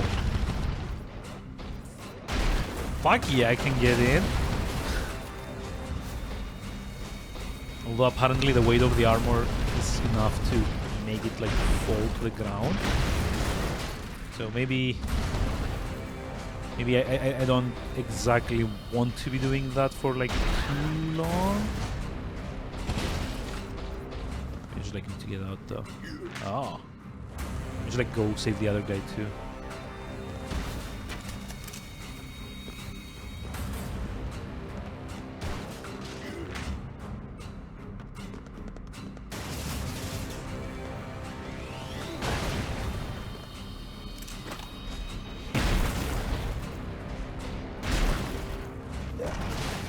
Oh.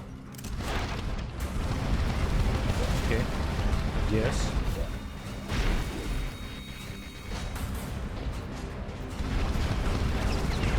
Love this. Any game that has like bipedal mechs is like immediately like a good game in my books, to be honest. Although this one isn't like particularly fun to use. It like takes forever to. Come on. Yeah, it takes like forever to actually move on the ground, but I mean it's still kind of like fun, I guess. Oh, hey, we win. Like any secrets? It's like a Christmas mission up in the North Pole. And like eventually, like I guess like all of these are supposed to be missions later on. I've actually finished the base campaign of this on PS4, but I couldn't really tell you much about it. No time to explain. You know what to do, Broforce.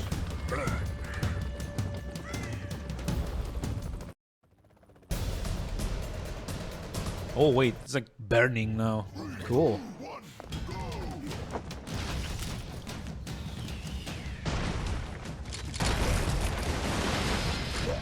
And here comes MacGyver, which is like turkey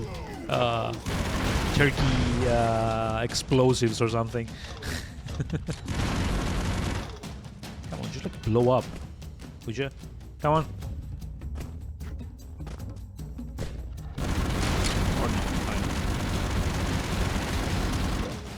Apparently these minefields know like their allies are Indiana Browns. Do. What the fuck? Actually get like a whip.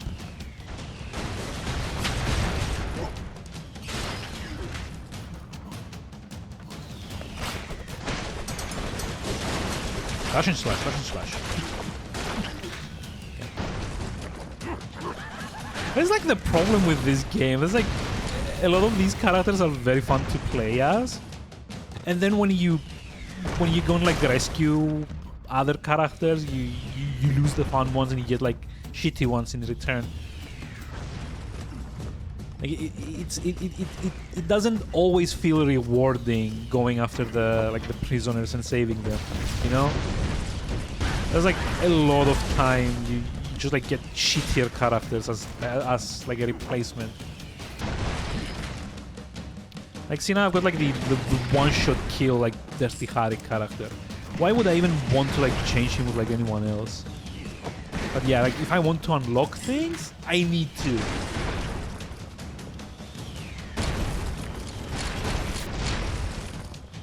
Oh, Jesus Christ, what the fuck?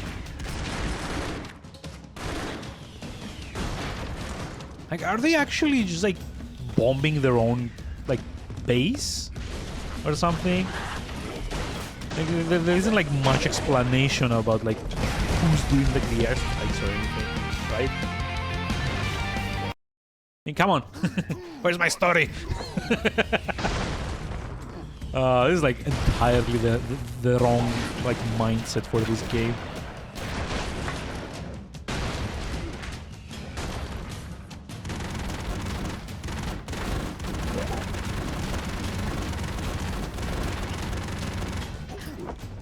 Oh, come on.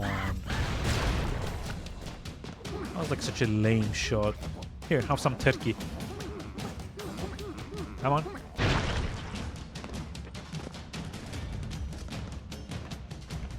Have some turkey too.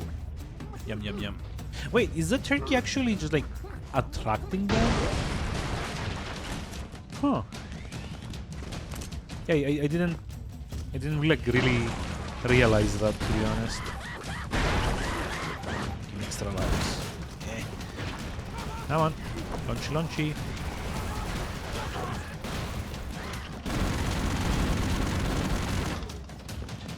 Also, I just love that the minigun, it starts like pushing you back more and more.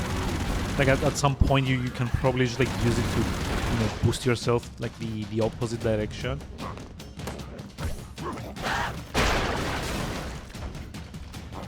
Oh, that was close. Ah, I was too close. Wait. Nope. Freaking dogs? Come on. Stop. Yeah.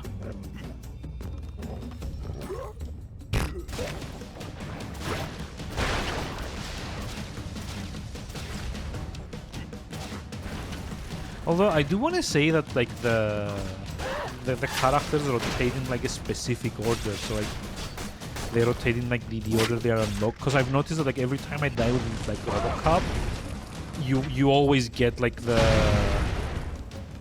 God damn it, or not. Ugh. Never mind. Not actually the case after all. Just like notice that you get I got like a totally different character this time around.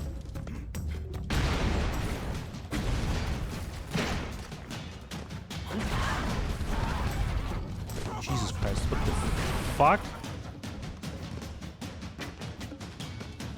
You know what? I'm gonna deal with this by not dealing with this. Just like long range sniping. Like you used to do in like Worms or something.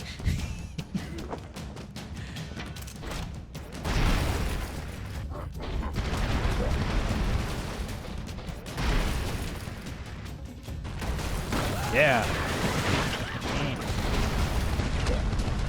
How's that for like a precision strike?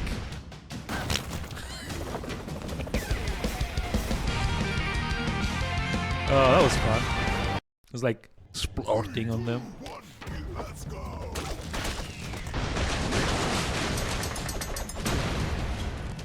Nope.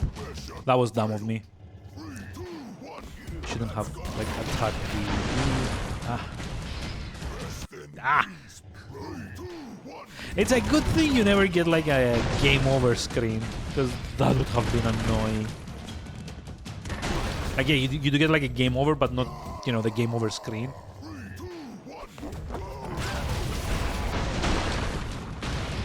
Fuck.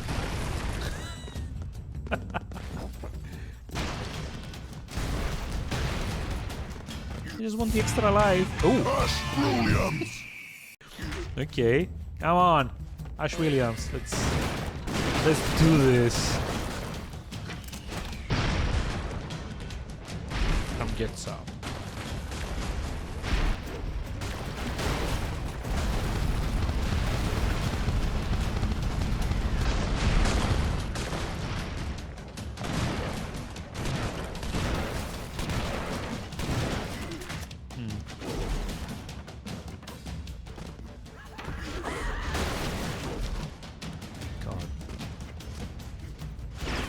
It's like a thing that happens with like a lot of these side-scrolling games, specifically like the more action-oriented one. You start like getting like so many like particle effects on screen that it actually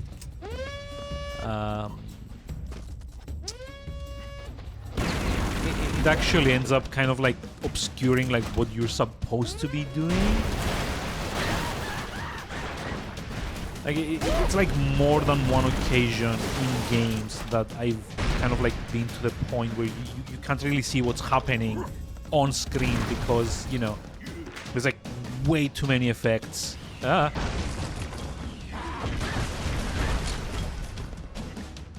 kind of annoying, to be honest, because, you know, there's like these are like not like that bad as far as games go, right? So it's kind of a shame that like you're missing out on like what's happening on screen because there's like just too many things happening at the same time.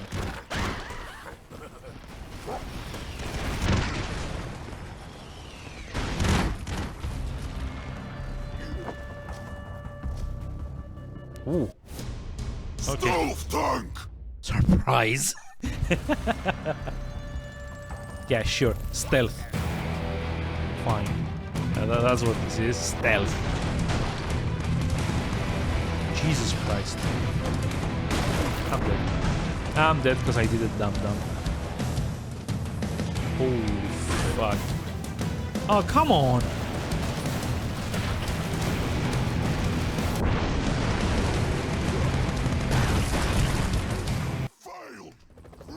God damn it. Wait, did it start me from the like the start of the level? No, never mind. Wait, there's like a checkpoint up there. Why is it taking me that far back into the level? I don't get it.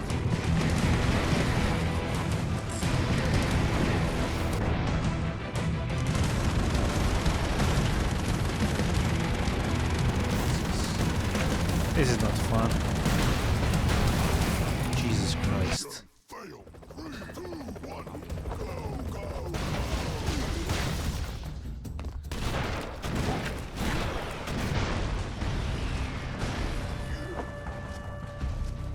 Come on, yeah. We've seen this. Skip.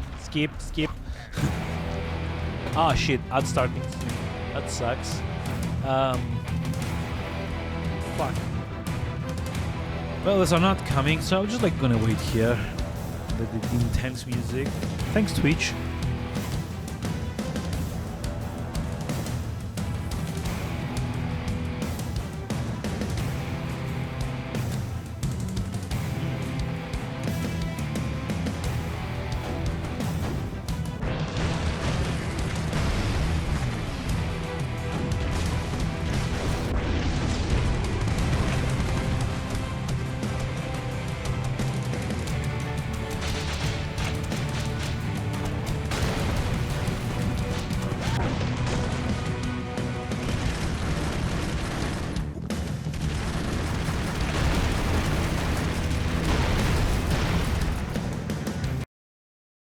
Okay, we're back. Yay. Thank you for the ads. Those were so useful and, you know, good for my channel.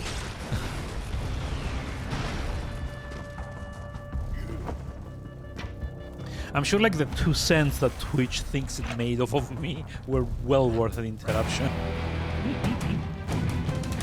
Jerks. I'm just gonna try and go past this guy for now. Mr. Underbro! Yeah, because I guess you couldn't really do a pun with Neo, could you? Had to be like Mr. Underbro.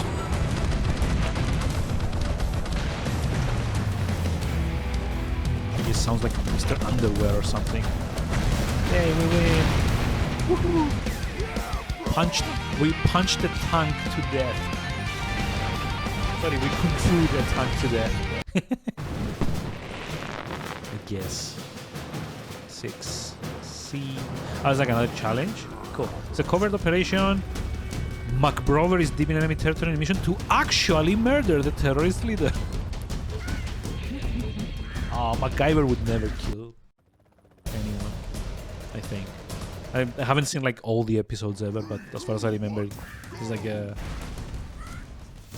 a major thing about the character that he doesn't like kill. Like he's like pacifist, I think. Oh, come on! Mission failed. 3, 2, 1, go, go, go! Come on! Also, I kind of wonder who thought it would be like a good idea to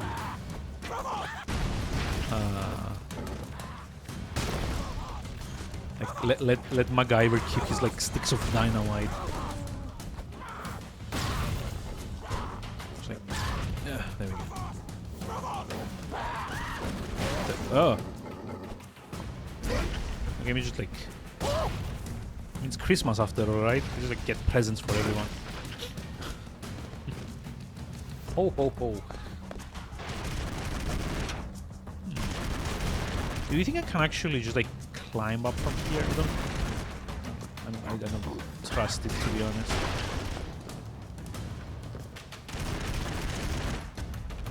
Is yours? No. This is yours. Oh, checkpoint. Ah! Did they get the checkpoint? Yeah, I got the checkpoint. That's fine. Because that was like utter bullshit.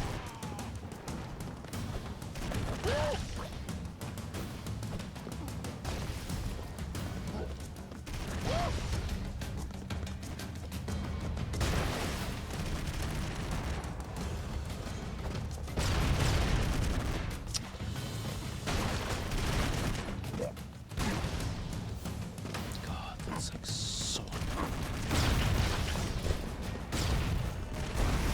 Can I just like... Oh, I can totally do like this. And then die. And back to the checkpoint. God, this is so annoying. Mission failed. 3, 2, 1, go, go, go! It's like even more annoying that like the actual checkpoint, like the act of respawning immediately alerts the enemies here.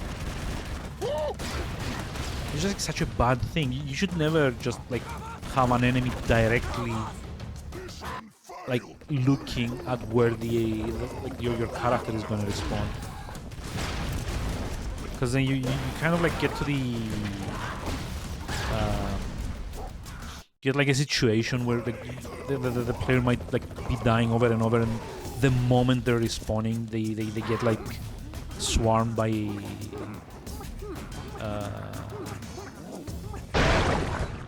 they get like swarmed by enemies, and that feels like the most unfair thing in the world.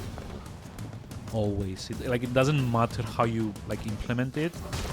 I feel it's like one of those things that like immediately start feeling like super unfair for the player.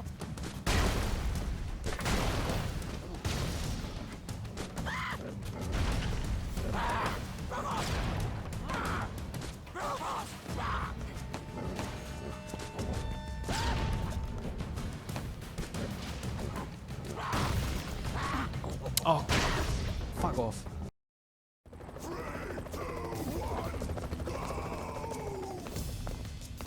This is usually why, like, for example, like Dark Souls doesn't let you rest at the bonfire if you've like actively been aggroing an enemy,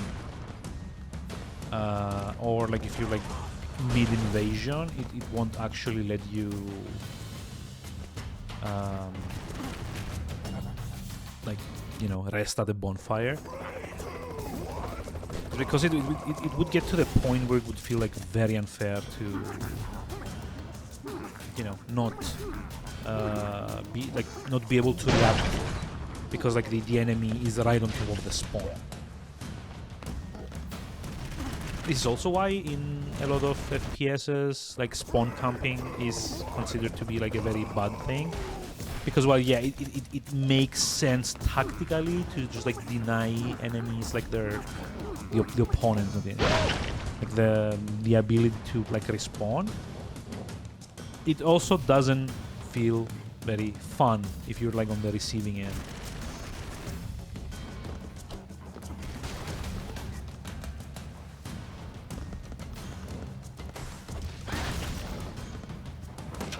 It's like guaranteed never feels fun to have that happen to you.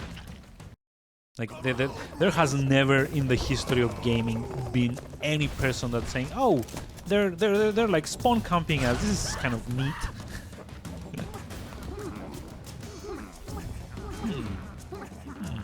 Come on, explosion! Yay!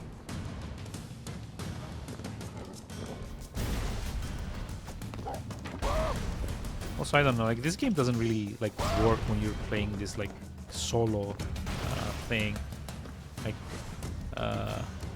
one character, no respawns kind of deal.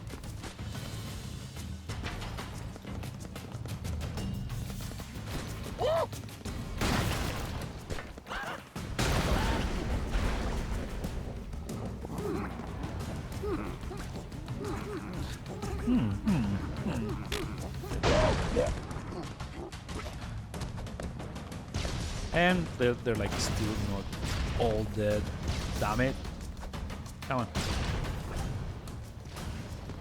Okay, off he goes. More turkey. Yum yum yum. Bye. And bye. And we're done. Finally. That was annoying.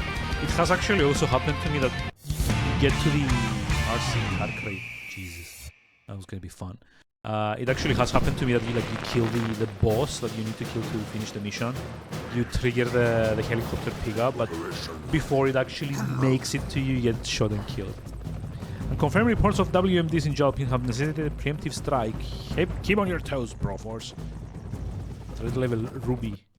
How many levels are there in the game? I don't actually remember. What is this, like 8 or 9?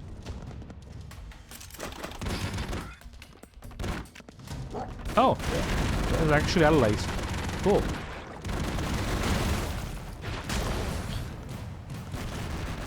Explosions as well.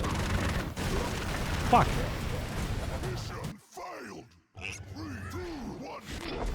Fission mailed. Oh, I'm actually giving them weapons. Okay. Cool. I mean, meat shields are always... Yes, that sounds awful.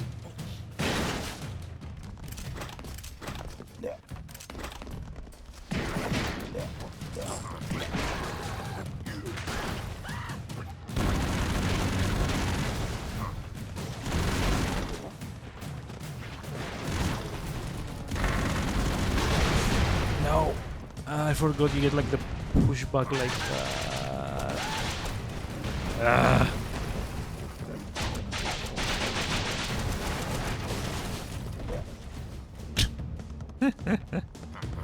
Also, it's something like very ironic for Indiana Jones to die of like a falling boulder.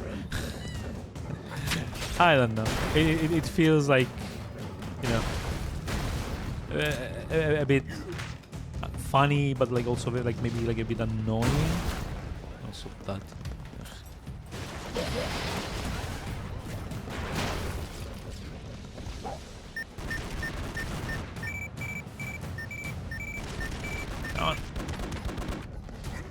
More of them. Screen cheat, screen cheat. Please tell me that's gonna... Oh. Nope. And I'm dead. Yeah, I was kind of hoping the barrel would take out the...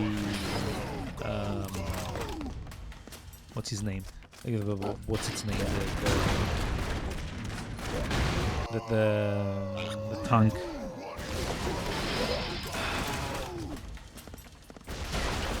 Greetings, natives. I have come to liberate you with my liberating rockets. Gonna liberate the exploding shit out of you. Oh god, this is... And of course they just like jumped off and died. Cool. Yeah, that was fun. The chosen one. Punch my way through and die.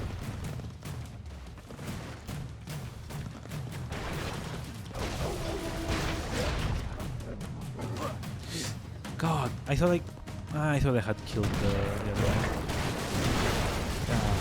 Sucks. You just like need to not die from explosions, please, or you know, falling boulders or whatever.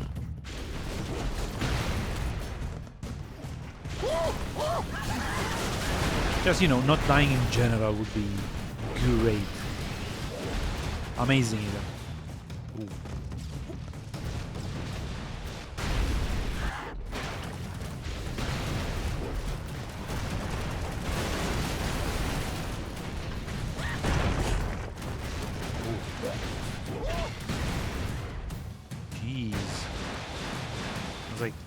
Give me a break for 2 moments. Thank you very much.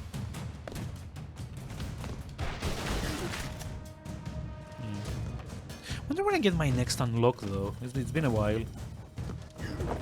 Like a few levels. Oh wait, what did it say? It was like 2 more.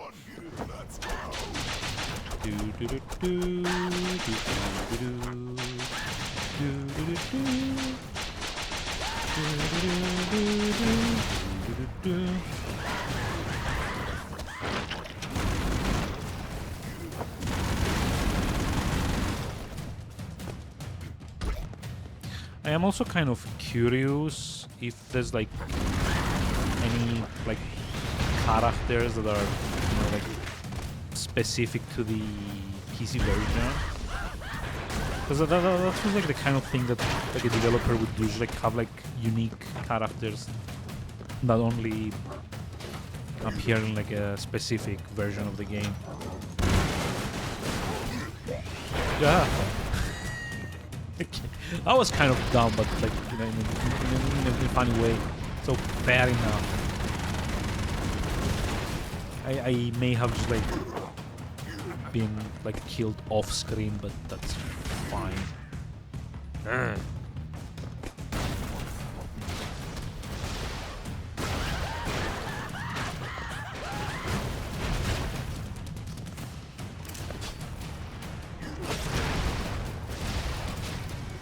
Come on, more.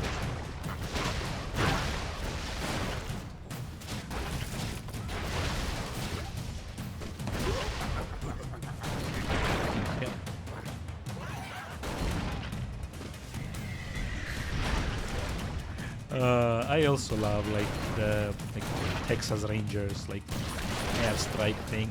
I don't know, like why? Oh, there's like 2 of them. Nice. Could be working like the Saints.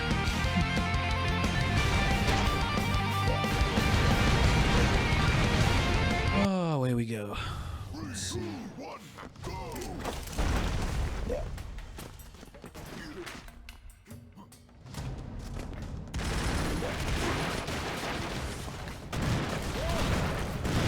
See, like normally I would have said like maybe not save any more POWs until like the end of the mission to see how many you need on average to like save before you get like your like a new one. But because they're also tied kind of like to like your like extra lives, I can't really do that without, you know, like taking unnecessary risks. There's like so many explosives everywhere, explosions everywhere. I do wish this game would stop exploding for like 5 minutes.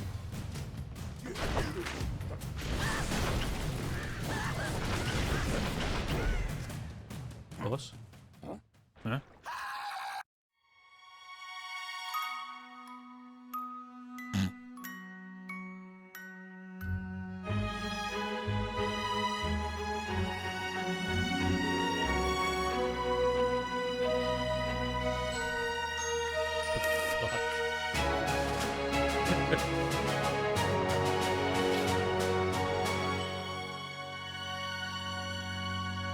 Such a dumb thing.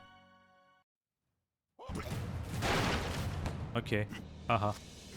That was fun. What is hell? Get it?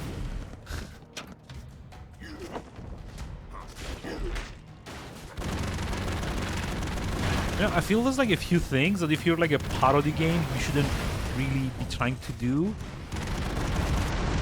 Like one of them is, you know, the what is hell kind of dumbassery that like just happened here. It doesn't fit. It doesn't make it funny.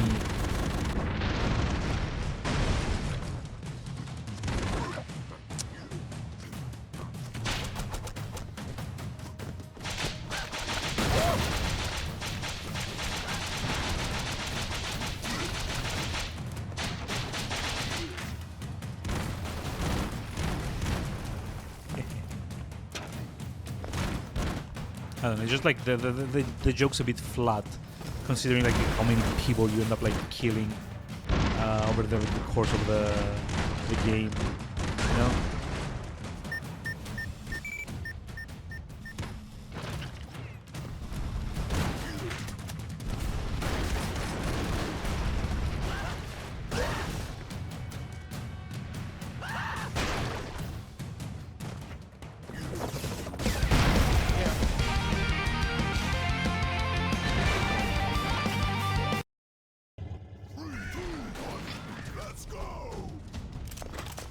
Okay, let's see. Do do do do.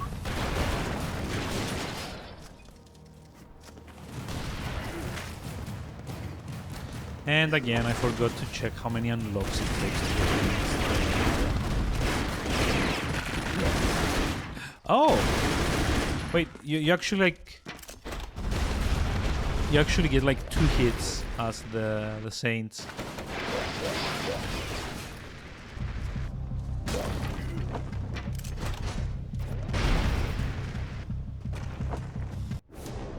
CR666! Wait, what's this a reference to? I don't remember. The fuck? Ah, he's dead. Okay. Oh, he's alive again? Really?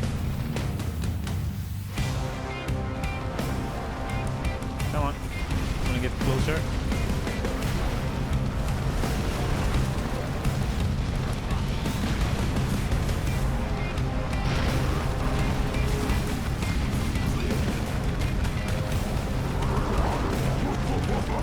Die already. This is such a boring thing. Okay, you know what? So I can get extra lives.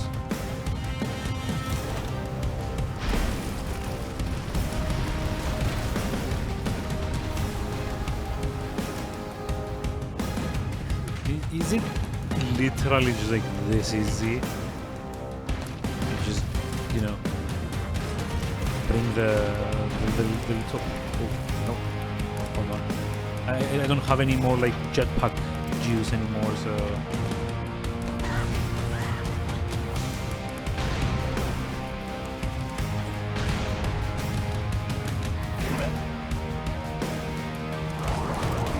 Again? Come on!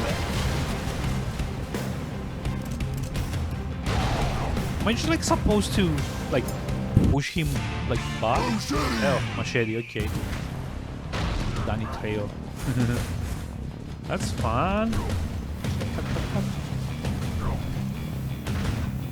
Keep jumping. Oh, I'm actually just like throwing knives.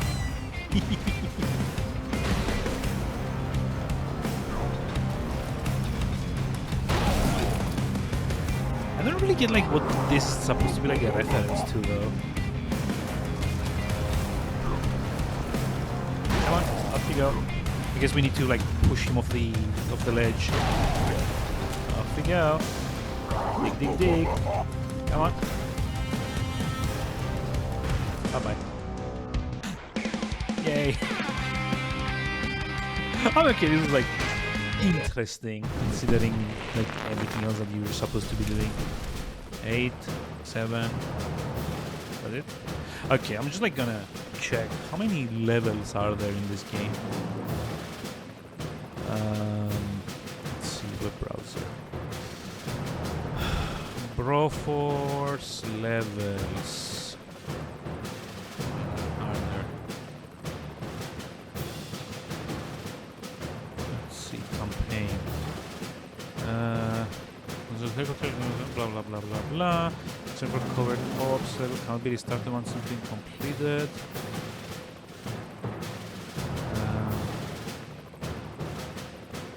Yeah, but it doesn't tell you how many levels there are.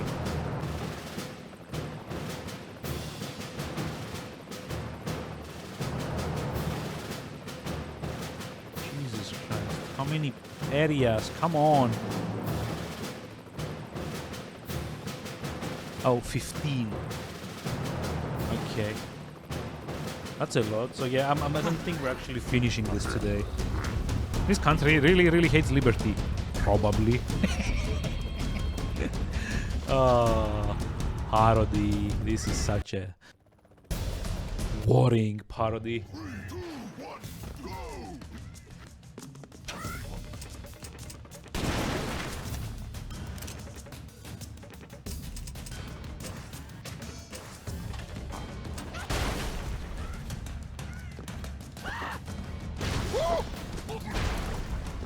Yay. Off we go. Here's some candy, I mean explosives.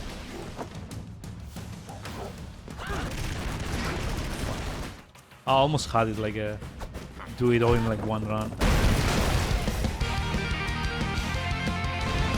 I wonder how fast you can do like a level, right?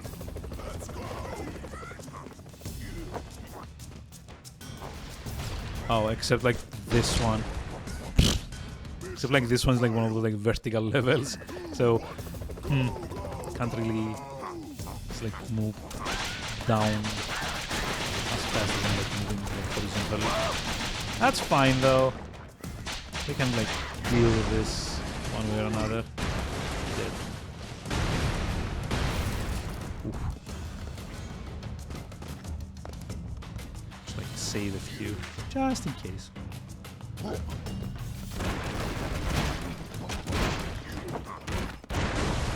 Like at the moment you realize you don't really like need to what's it called? You don't really need to like kill like most of the enemies in like most of the stages, unless I'm doing something dumb like that.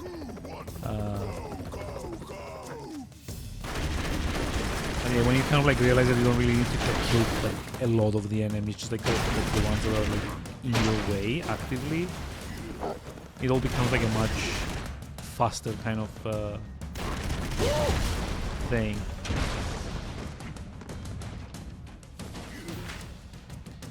I don't know, like maybe you can just like finish levels in like 2 to 3 minutes each on average, if you're not like screwing around like I am.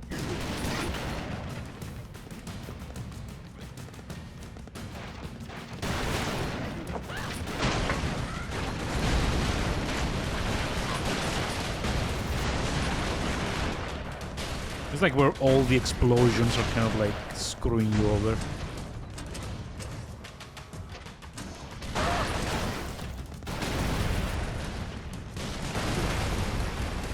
Oh no. What did I do? I just like blow everything up. No. Oh no. Bye bye. Oh man, okay. 113. I mean, that's fine. Like a minute 13 is reasonable, right? Like these levels aren't particularly. Uh-oh. What the? Mega Coctor! Coctor? Excuse me? Overcompensate much? It was missing like an N there. But sure. Oh. MacGyver is like the worst character for this. Jesus. What am I gonna do? Is like throw a turkey at it? I mean, am I? Just like throw a turkey at it? Yes. Oh, I guess you're not actually meant to defeat it here. You're just meant to run away. I think. Oh yeah. Okay. It's like one of those endurance fights, I guess. Oh, or not? Wait, what was like a slow motion thing? I want to do it again. Ah, it's the barrels. I guess that's how you're like meant to defeat this.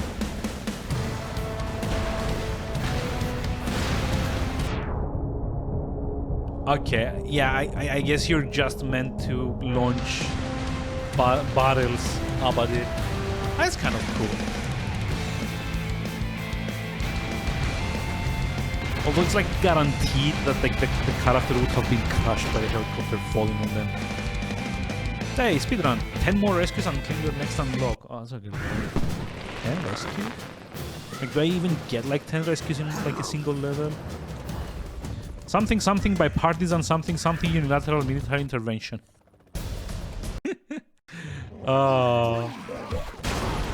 This is like parodying like on such like a, you know, it's like so like on the nose that it's not even fun anymore.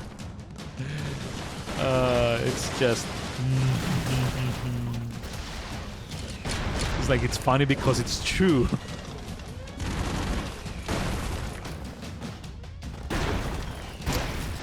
Fuck my life. Fine, I guess.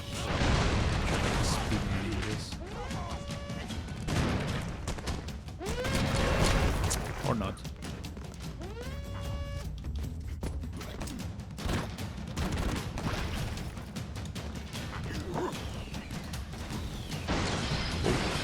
Oh, no. Extra life, extra life, extra life. You know what? Just realized. Digging your way through is the way to go.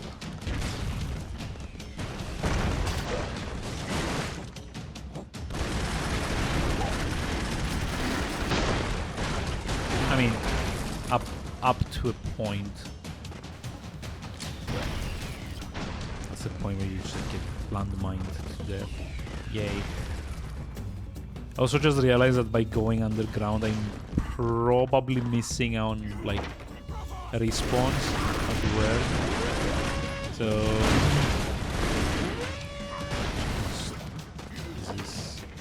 this is fun. This is fine. This is all fine.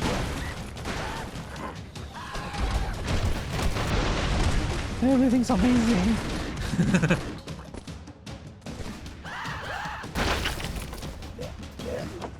God.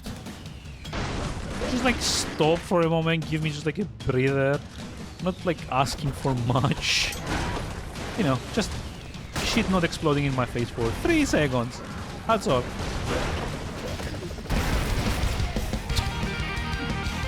Even then, how long did that take? 2 minutes?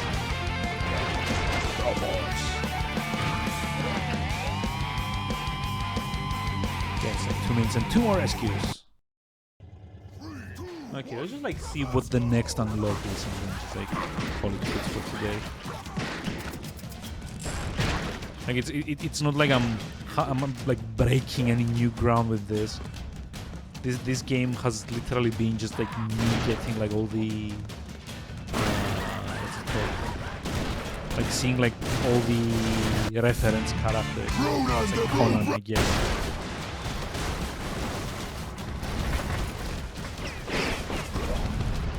Fuck off.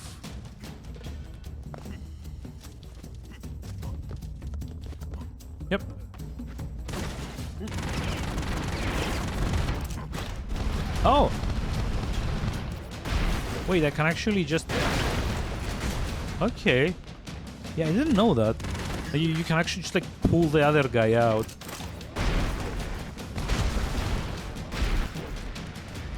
And I guess speed through the level.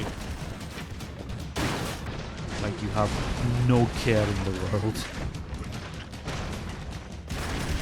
Or just like tunnel under the level, like you still don't have any care in the world. That's fine too. I do rather like it when games let you do this. Like it's not like set in stone like how you need to like complete the level. But no, it is set in stone how you need to complete the level, just like not like which path you need to take to that place. And then you know just like fuck up like that. Do do do do do do do.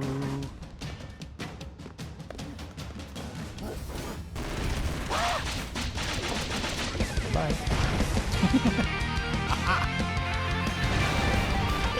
12 more rescues. 2, 1, let's go.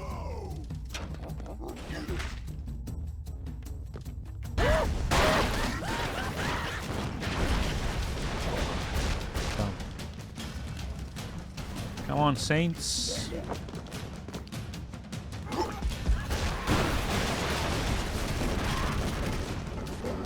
Saint. Dead Saint. 3, 2, 1, go, go, go.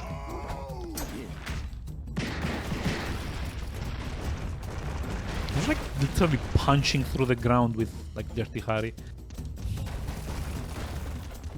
I kind of feel like there should like be limits to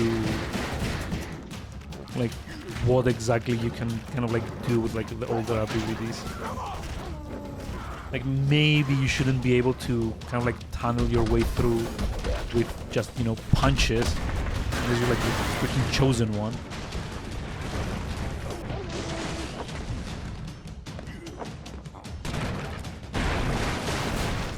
Jesus Christ. Talk about high octane action. Or something like that.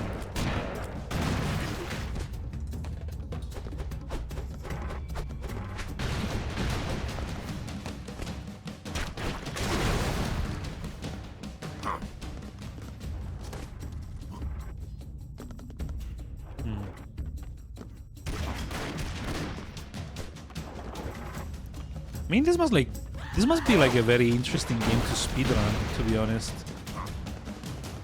I guess. Fuck me. This is annoying. It's like dying to off-screen explosions, you know, that's always fun.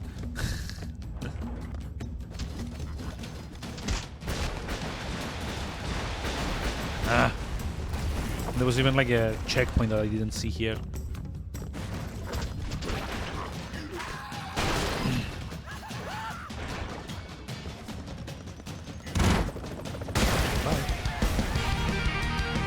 I guess I actually like killed the guy before I was even on screen. 3, 2, 1, let's go. Oh no. Oh no. Another one. Sky Fortress.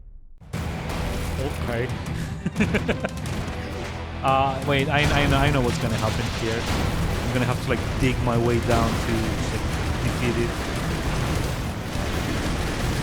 Or just press down. Kill me. Sure, that also works.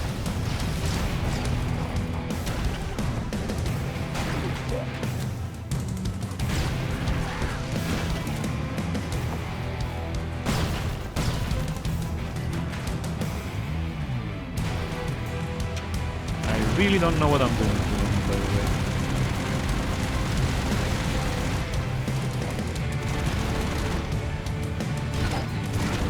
Bye-bye. It's like basically tunneling my way forward and hoping that's enough. And I don't like end up getting like a thing on my, like dropped in my head. Like that.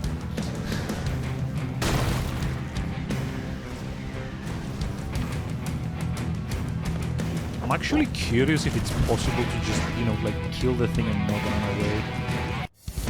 Oh, hey, Helen Ripley. At one point, she was like the final, like, unlockable character. Like, it's probably more by now. Fuck me. No, no, no, no, no, no, no. Dear God. Yeah, okay. There's no escaping this. I need to go back and kill the thing, I guess. I did get like a bunch of extra lives though, so maybe that's gonna be enough. Maybe. Very tentative, maybe.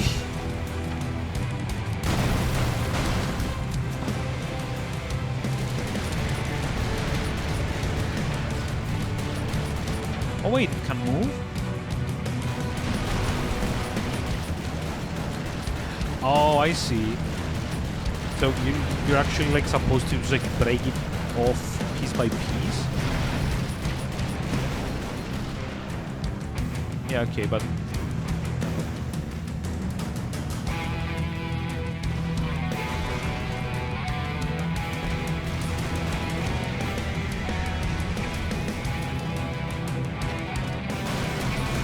So, I think the idea was that I was supposed to just like keep breaking off bits of it and it would like try to run away. And instead I kind of ran away like myself. Oh, come on! There was like no way that would have killed me. Just like sitting next to it. Come on, die. Ah! Blue pills, green pills, all the pills. Good shit. It's like punch a tank to death.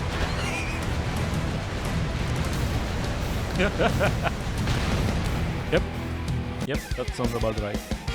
Punch a sci-fi tank. Punch Metal Gear to death. Basically.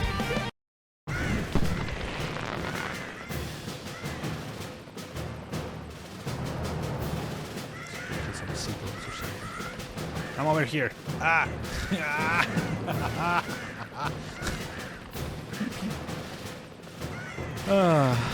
Yeah, okay, I think this is enough. Like, there's another 5.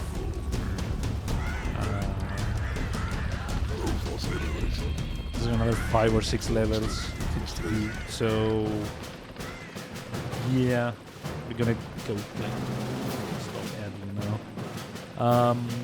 So yeah, this is like the one and only stream that's gonna happen of this. Mainly because it doesn't really get that much more interesting. So I'm actually gonna be trying to stream tomorrow as well to get these out of the way. So it's semblance after this, hopefully. There's what was it? There we go.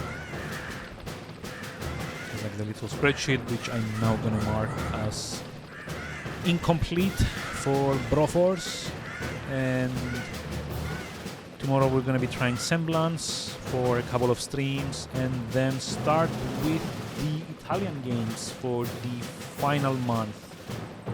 And probably going to start with like Redout, which is like a kind of what's it called? It's like a kind of Wipeout-esque sci-fi racer as far as I understand it. Supposed to be quite good. They even made a sequel, so it must have been like a good fun. Yeah, let's go say hi to like Trinetta. I'm not sure what she's doing at the moment, but if I had to hazard a guess, it's gonna be like Final Fantasy or like a cooking. Oh, it's cooking stream. Cool.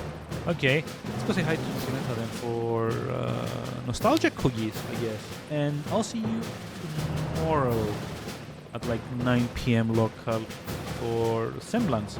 And definitely not more of this.